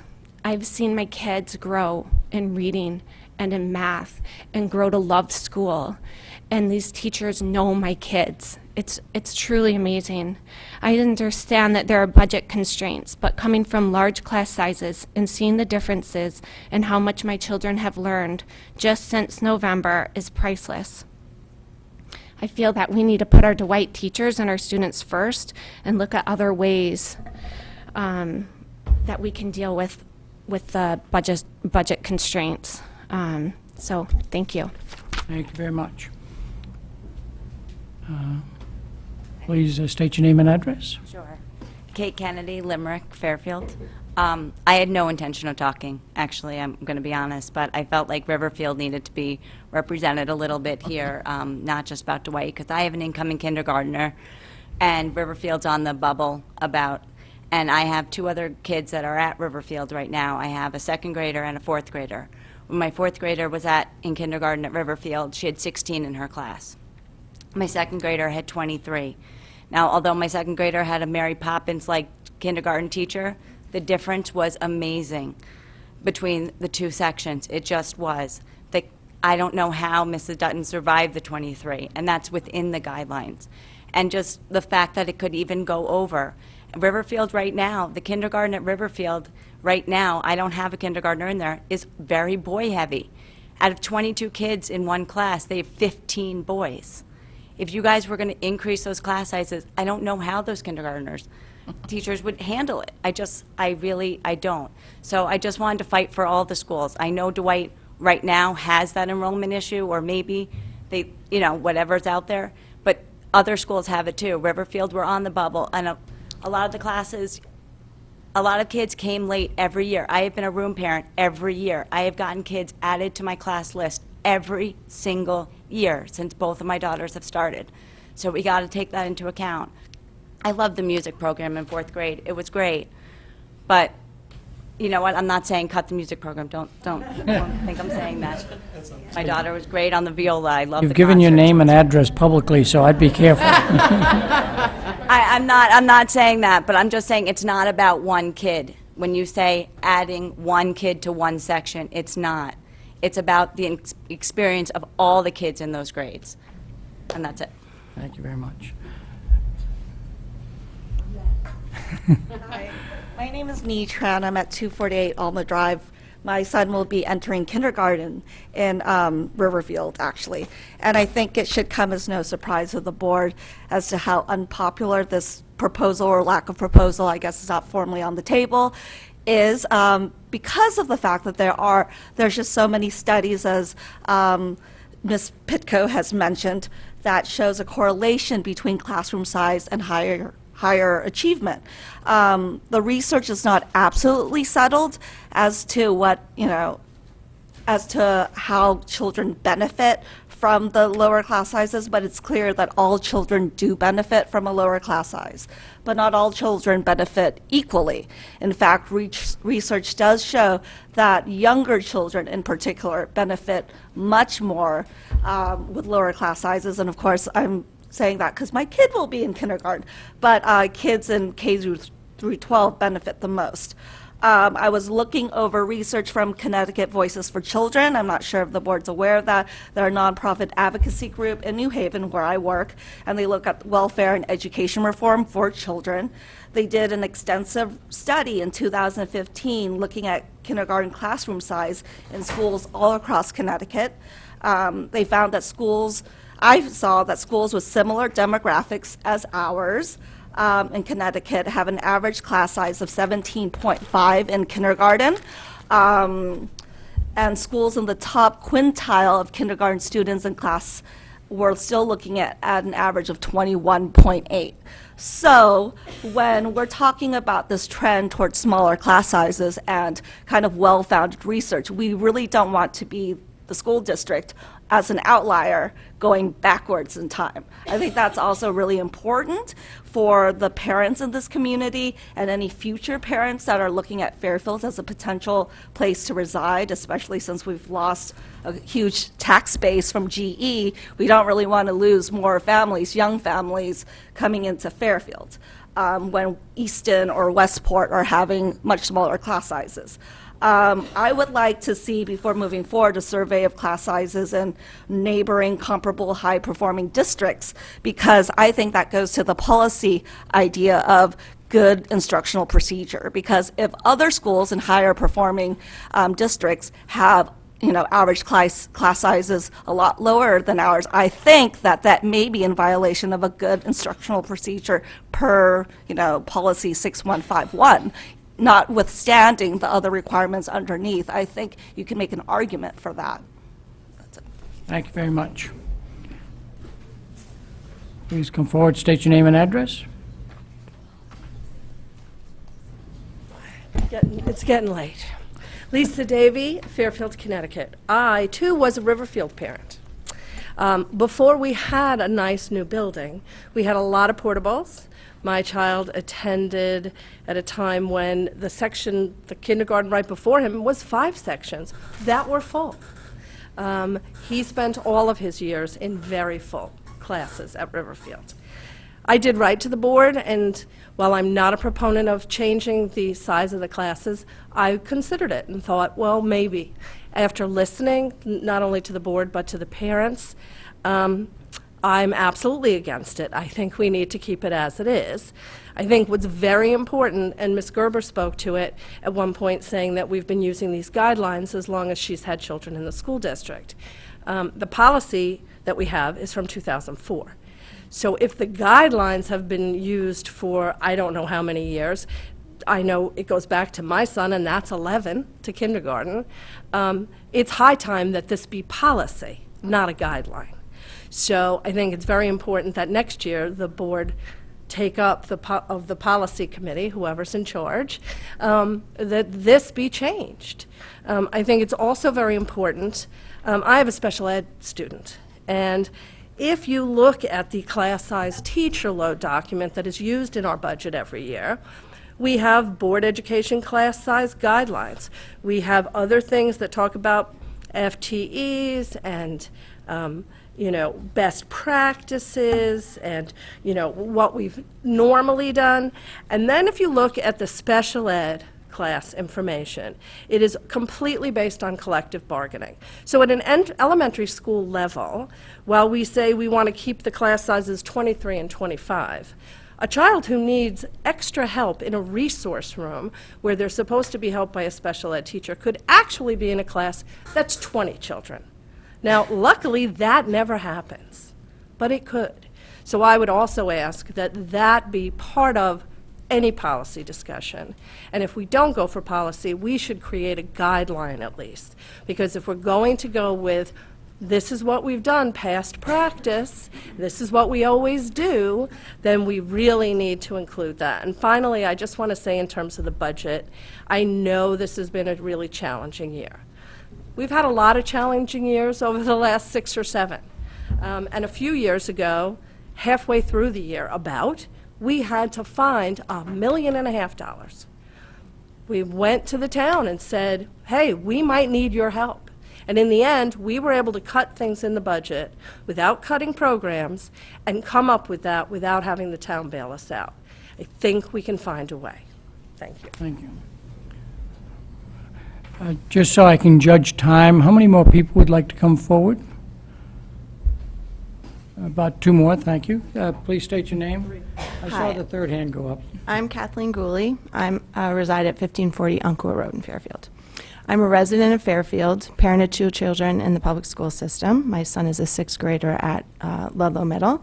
My daughter's a 4th grader at Riverfield. I'm also a PhD-level child psychologist in practice, clinical and research work for almost 20 years. I've commented previously on only a couple of issues, but when I became aware that class size was up for discussion, I was prompted to act and comment. So the following is my opinion as a concerned community member. I strongly urge you to continue to hold the current guidelines regarding class size. Put simply, class size matters. As a clinician and researcher, again with almost 20 years in the field, I'm well aware of the extensive research literature supporting the short and long-term benefits of smaller class sizes. I'm also aware of interventions aimed at further reductions in class size to 15 to 18 students in early elementary grades, with an aim towards improving student academic achievement and other long-term outcomes. Our current guidelines in Fairfield already actually exceed what many researchers suggest may be optimal class size for early elementary school. The estimates are at 15 to 20. To extend upward beyond and what was suggested up to 30 in the younger grades and 35 in the middle childhood grades is, put simply, short-sighted and likely to generate numerous negative impacts. I want you to consider the following. Children in larger class size classrooms show lower time in on-task behavior. They show reductions in student engagement as individual learners and with peers. They show reductions in teacher-tailored instruction, and they show increased need for teachers to focus on child behavior management issues. In combination, these changes, which is related to a modifiable policy decision that you have on the table tonight, will lead to overall reductions in student academic achievement. They will lead to overall reductions in educational quality. These impacts and increases will cost more money educationally and socially in the future. These will all have costs to individual students and families. We heard many people speak eloquently on this point tonight. They will also have significant costs to our school system. These changes, again, that can be directly determined by policy decisions, are likely to increase these costs. I do understand that these are difficult times and that educational policy decisions must be made in the context of budgetary constraints. But please, I urge you to not shortchange our students today at what may be a small cost savings, only to impact our students negatively and at increased cost to the district in the not-too-distant future as well as in the long term. In summary, class size matters. It is a critical determinant of outcomes for children, and one that is directly modifiable by policy. It is directly modifiable by a choice that you can make as a board and that we can make as a community. Please decide wisely. Please use the research literature as a guide and maintain class sizes at the current levels. Thank you so much for taking the time. Perfect timing. Thank you.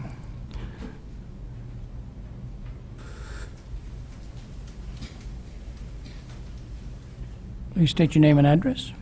Nancy Haberly, Fairfield.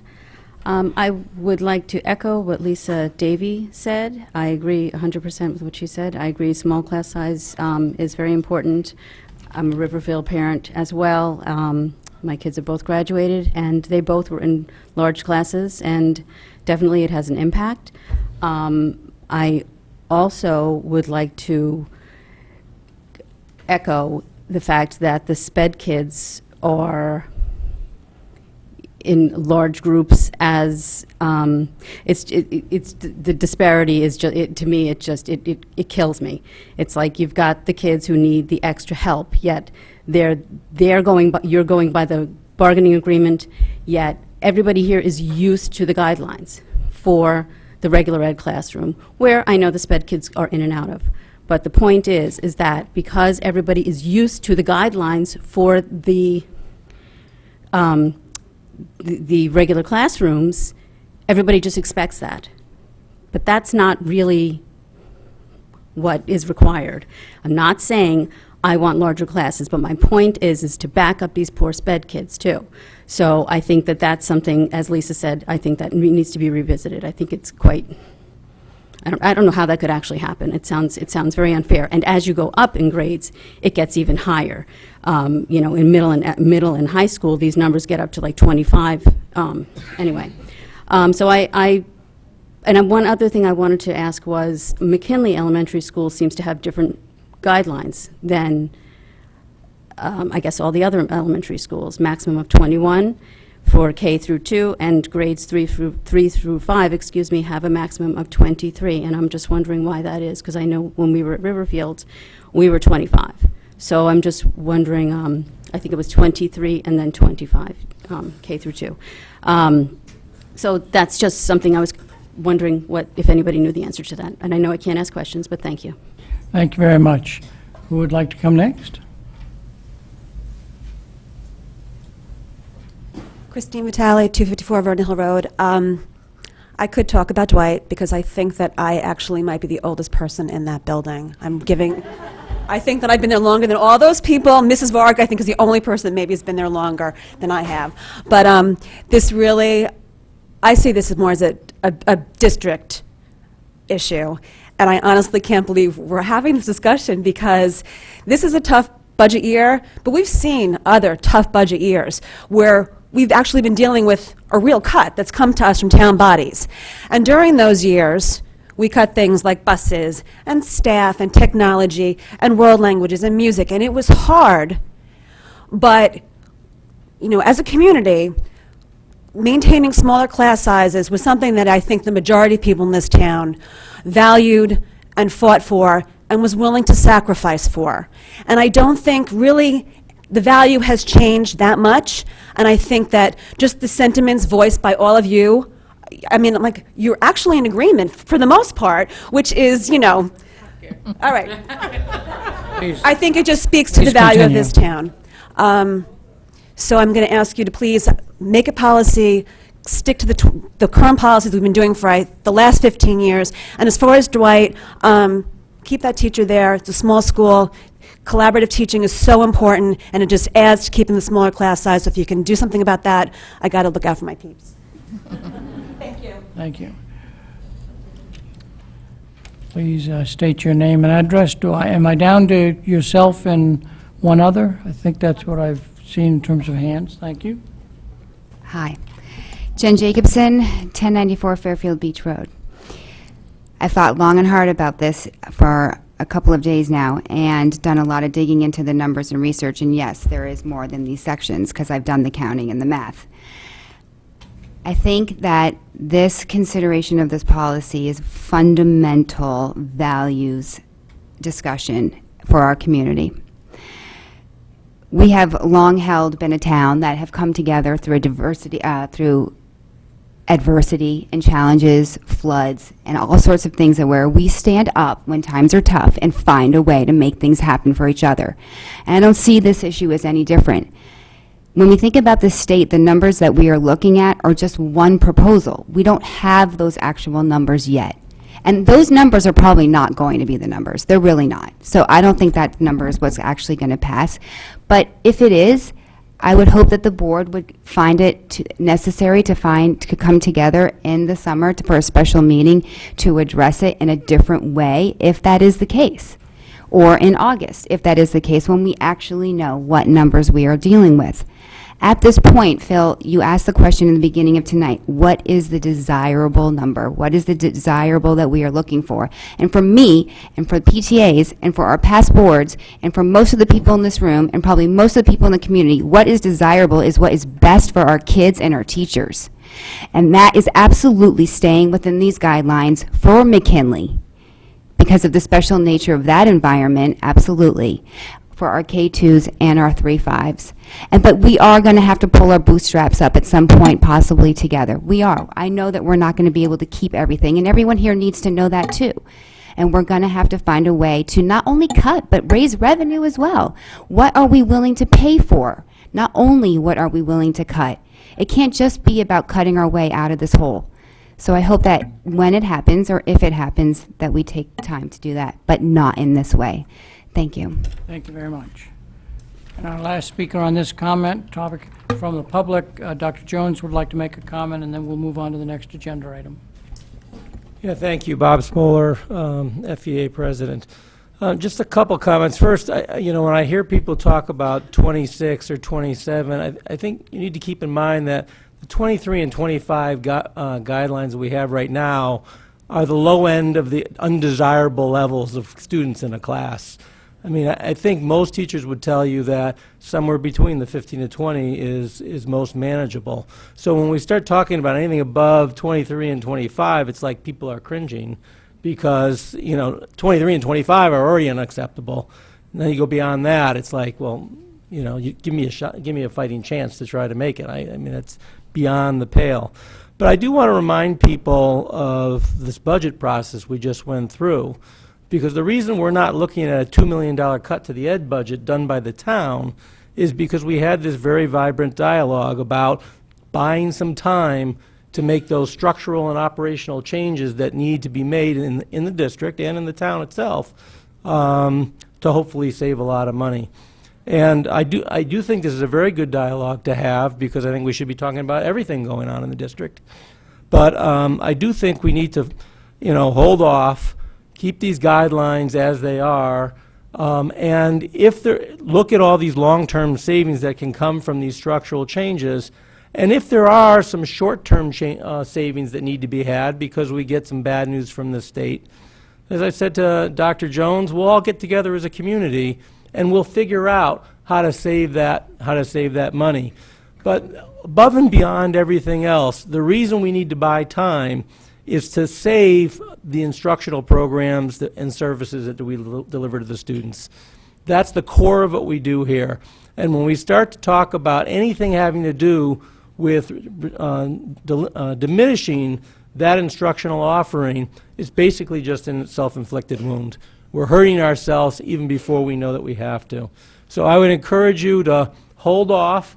If we get some bad news from the state, we'll deal with it, as people said we've done in the past. But here, we need to have this conversation about what our core values are, but I think class sizes, you're hearing from everybody in the room, and I think you'd hear from every teacher, that is one of the real cores to our instructional offering, and we need to find ways to keep it lower than it is right now, not talk about ways to increase. So thank you very much. That's basically all I want to say. Thank you very much.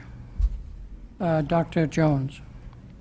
Yeah, I just want to say thank you for the input from the board. It's very helpful for me, and so we have our direction, and it's very clear. And to the Dwight staff that are here, thank you for being here. I was at your building for the first grade program today. I didn't know, like 12 hours later, we would all be together again.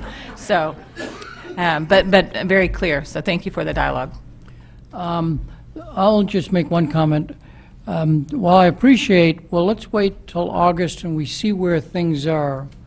I, for one, don't think we'd be keeping faith with our administrative staff, our teachers, our students, our parents, the audience that showed up today, if we said, we're going to stay in pat, but in August we might change our mind while you're all on vacation. So I think we've made a decision that is going to be implemented for the 17-18 year. And that will mean, in the next discussion, that there's additional funds to reserve to be determined. That number will go up. We don't know where the number will be because we have to wait and see what enrollment looks like, but that number will go up, and it's just a challenge we'll have to deal with. And so I thank the public for coming out tonight, for staying long enough to get through the other agenda items. I am a believer that we should not duck from an issue, that we ought to have good discussion. I think we did have good discussion. I think that has given very good discussion and guidance to the superintendent. And so I think we've done our job as well as you have. Thank you again, and we'll move on to the next item. Feel free to stick around. Yeah. Stick around. Everybody running out of here. So the, I'll put the motion on the table. I'll put the motion on the table. The motion only relates to the cutting of the $33,000 so that our approved budget matches the town's approved budget. But we will also entertain comment and on whatnot on the items that are on hold. They're not part of the motion, but we'll still entertain commentary from board members on that. So the recommended motion is that the Board of Education approve. The recommended motion is that the Board of Education approve the $33,000 reduction as enclosed on enclosure number 6. Do I have a motion? Mrs. Gerber, do I have a second? Mr. Acer, shall we defer to the superintendent to make any comment? Superintendent, on the $33,000 first. Yeah, on the $33,000, it is to the Tomlinson Flooring Project, and it leaves a little bit in that account just for preliminary work to be done. And we worked with Mr. Collin, obviously, to identify the best area. That is his recommendation. Any comments on that? So before I call the motion, let's talk about the items below, and I'll just summarize again what I did at the end of our discussion on class size. You'll see the items for capital projects that add to the 916, a number familiar to you from prior meetings. And then the items from Tier 1 and 2, that add up to the $1,227,000, every year our Director of Finance says, okay, I spent more here, so I'm going to have to spend less there, and they just manage the budget. And so there is an amount right now of $235,000 that we are expecting the staff, just as their daily management tasks, to find that savings in little bits here and there, rather than pick some other item and put it on hold. That is the number that, and I'll say this is a dynamic document, depending on what happens to the total of 2379317, based on the state decision, these projects could come off the list, or we might have to add projects to the list, or ideas to the list. The other thing that you should look is, under the budget funds and reserve, the homebound instruction and 2 FTE positions that are currently vacant, correct? Correct? Yeah, I was trying to find it on here, I'm sorry. Are the only 2 program, the only 2 direct program things that are on this list. There is a lot of administrative costs and other costs. That doesn't mean that district professional development and curriculum writing isn't important, but they don't have a direct impact on students. And so I applaud the superintendent for creating a list that has limited direct program engagement.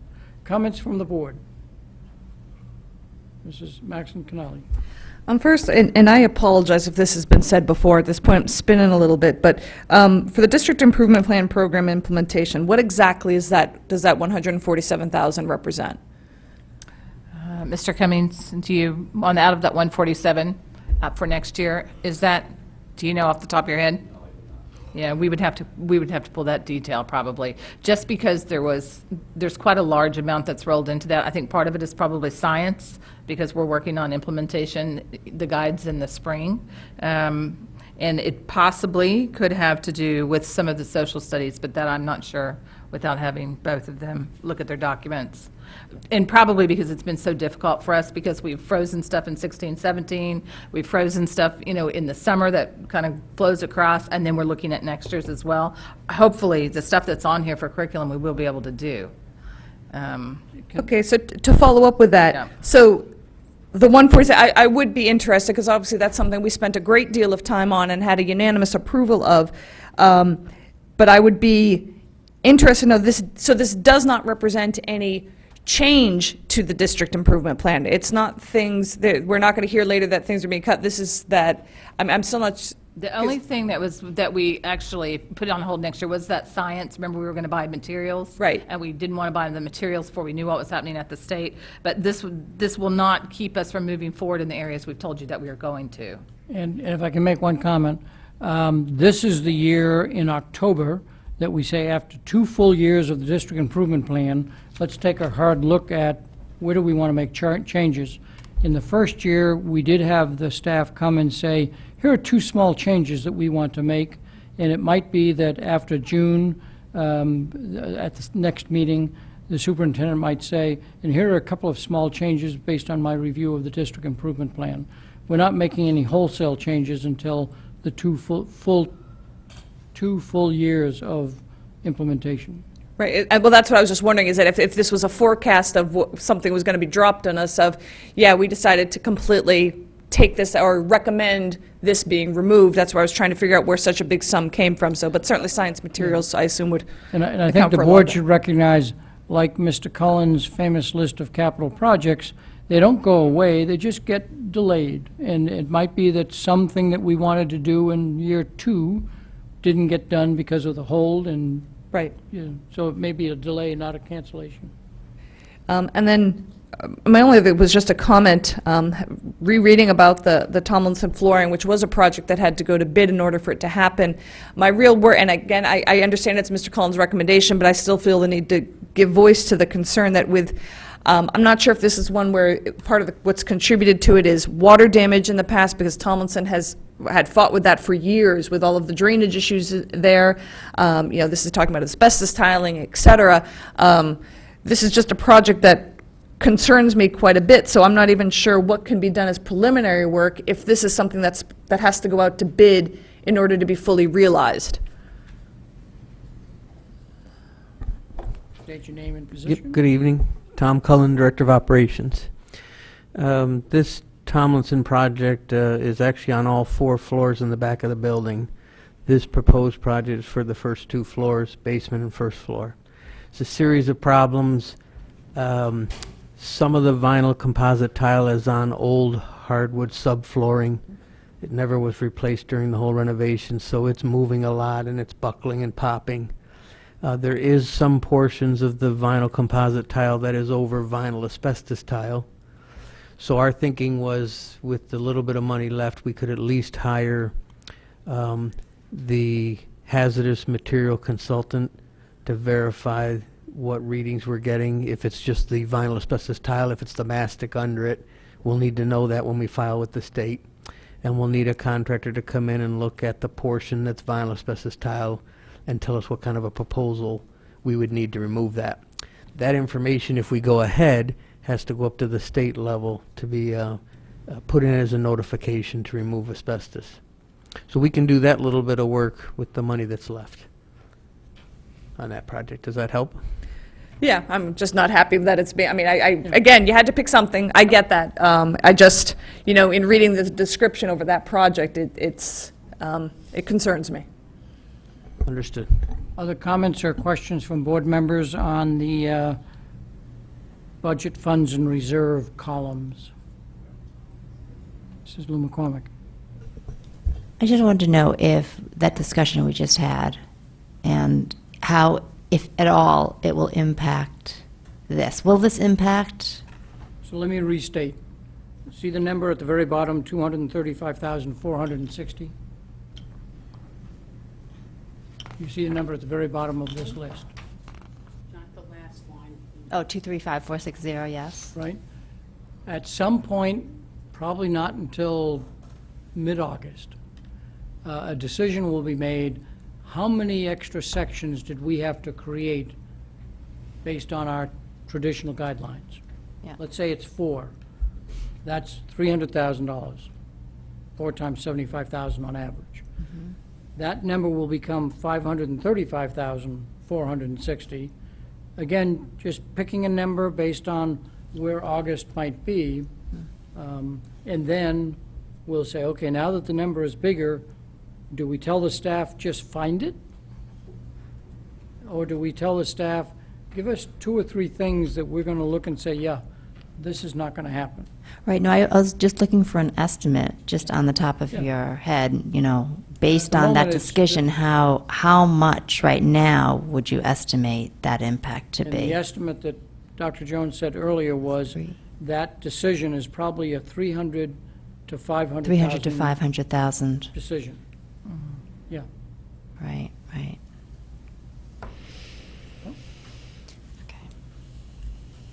And when we make that decision, there's going to be an equal number of parents here who say, no, we don't like the decision you made. That's the life of a Board of Education. Oh, yeah. No. Other comments and questions from board members? Any other questions other than the 2 that have already spoken, just so I make sure I get everybody a chance?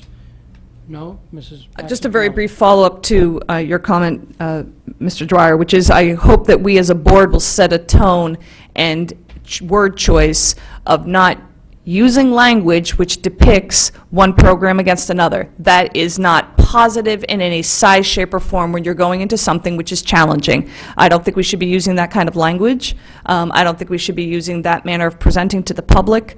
And it's just, I'm saying that as a reminder. I mean, I don't think anyone questions the wisdom of that, but we can't do this as part of setting a parent. It's tough enough at budget time when we have one group in Fairfield against another group in Fairfield, but to get to bore down into, we all support education, but I'm picking my program against yours.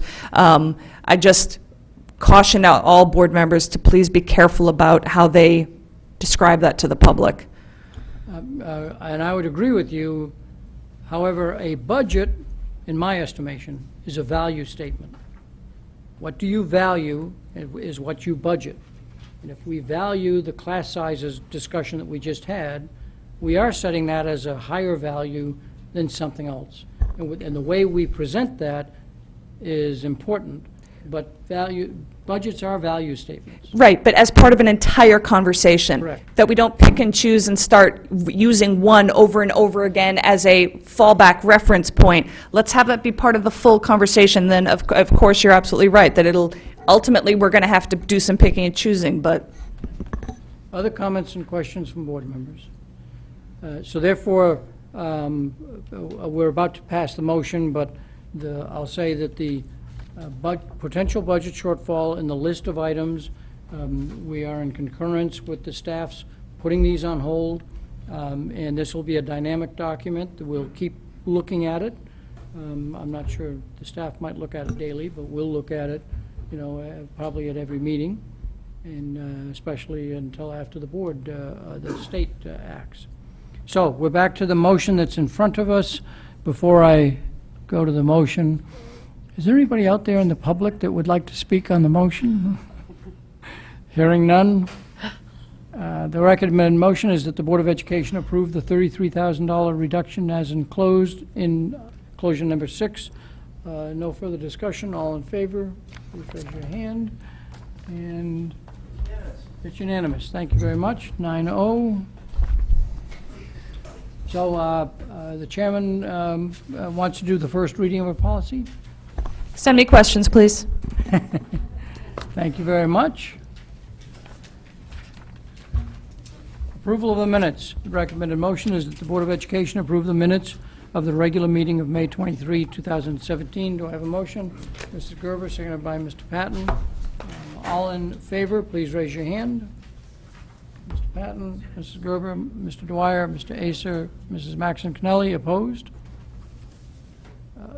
Mrs. Lou McCormick, Mr. Llewellyn, abstain. I wasn't here last. Ms. Carnell. Superintendent's report. Yeah, being that it's so late, I'll just remind everybody, we were at the state yesterday for racial imbalance and at the committee meeting and really just walking through the plan. And McKinley did have a video just for those members that weren't able to come and visit the school, and we'll probably use that again at our meeting in July. But this is a big week for us because this is graduation and that's what it's really all about. So, thank you. We didn't get any concrete or poker face, nothing. The state bureaucrats are good at poker faces. However, I will say that I think McKinley presents well, the video presented well, the parents that were up there presented well on behalf of the school, and it's just a matter of convincing enough state board members that we're doing the best we can, and the school is special, and so let's not try and go down a path that will disrupt what's happening at the school. We'll wait until July or later to see whether we did accomplish that or not. Yes. Just very quickly through the chair to Dr. Jones, I know you spoke at a PTA regarding the new position, the new administrative position, so I just wanted to put out there, and I know who knows who's going to pay attention in June, but if that could be part of the superintendent's, just a suggestion, in June, I would love to hear that more fleshed out myself. Yep. At the second meeting in June. Yeah. Yes. Yeah, all right. Any other comments on the superintendent's report? If not, committee liaison reports? Do we have any committee liaison reports? Mr. Patton, just break it up. Mrs. Gerber, and then Mr.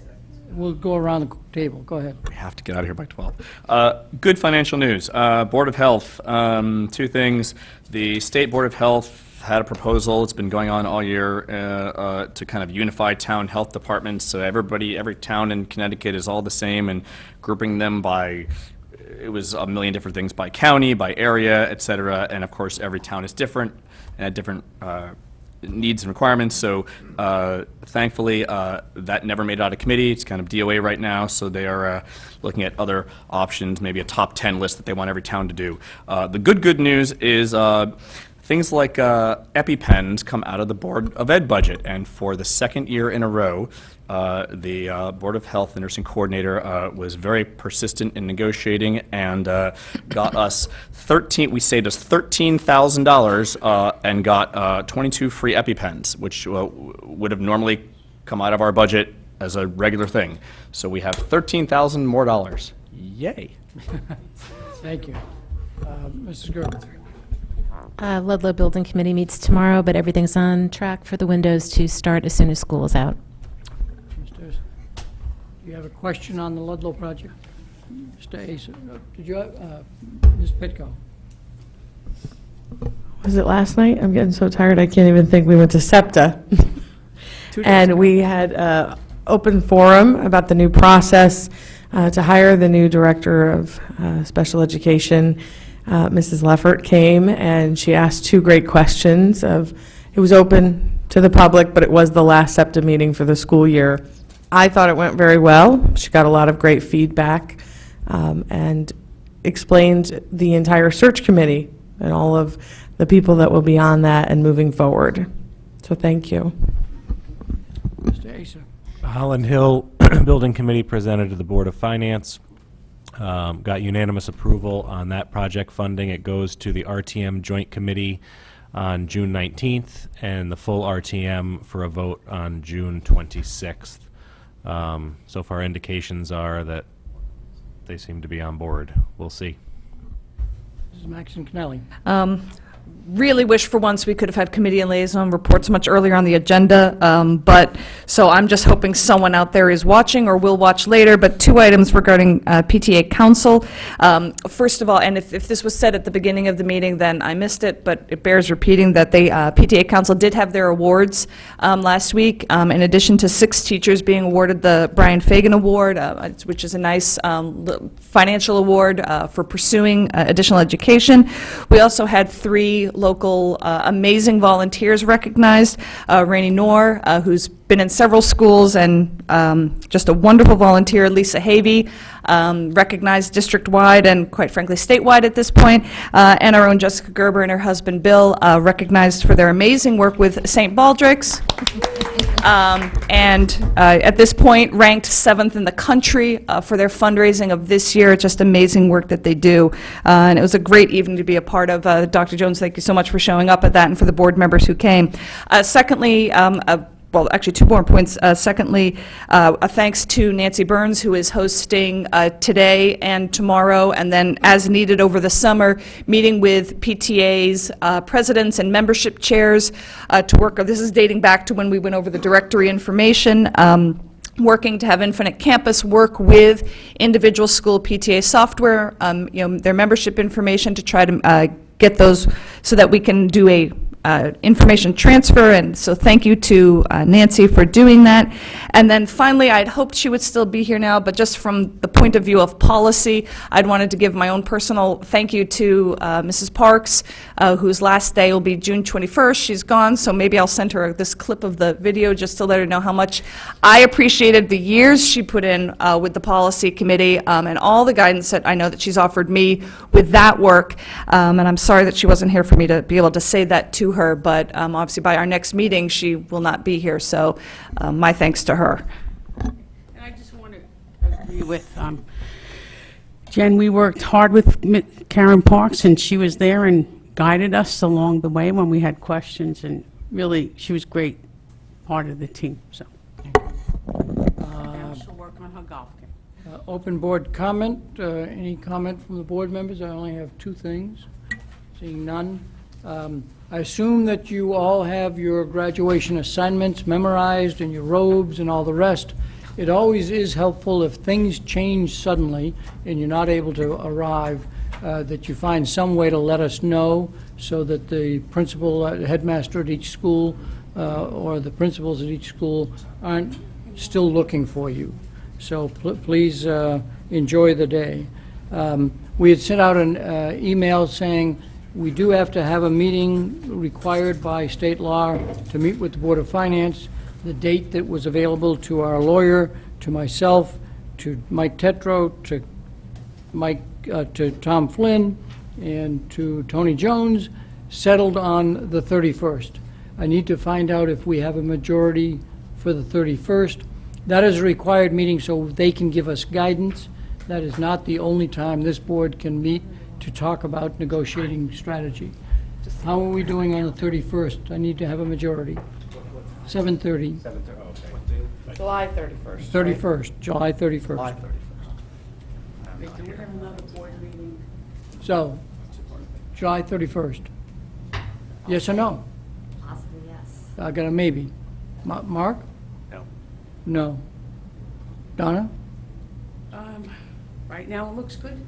Okay, I got 1 yes. Yes. Yes. I have 3 yeses. Yes. Yes. Yes.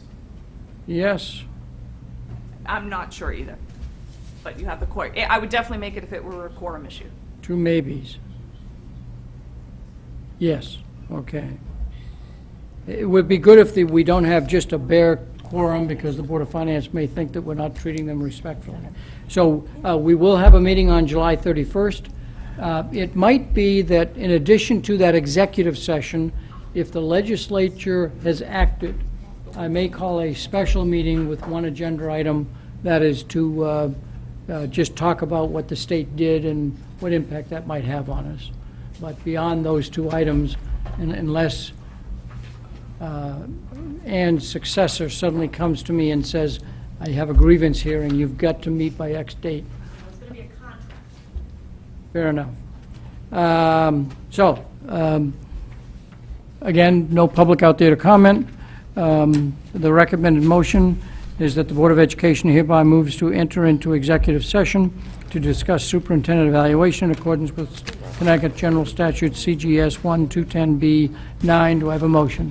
Mrs. Gerber? Mrs. Maxon Kennelly, all in favor, please raise your hand.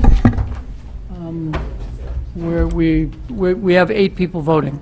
For the, let me say this on the record, no action will be taken following the executive session. We will meet in the superintendent's conference room, and we will adjourn from there. You are, of course, welcome to hang around, but we'll go to the superintendent's conference room so that our friend can dismantle the equipment. Thank you very much. A motion, we don't need a motion to adjourn. We do that afterwards. Is anybody missing Nissan keys?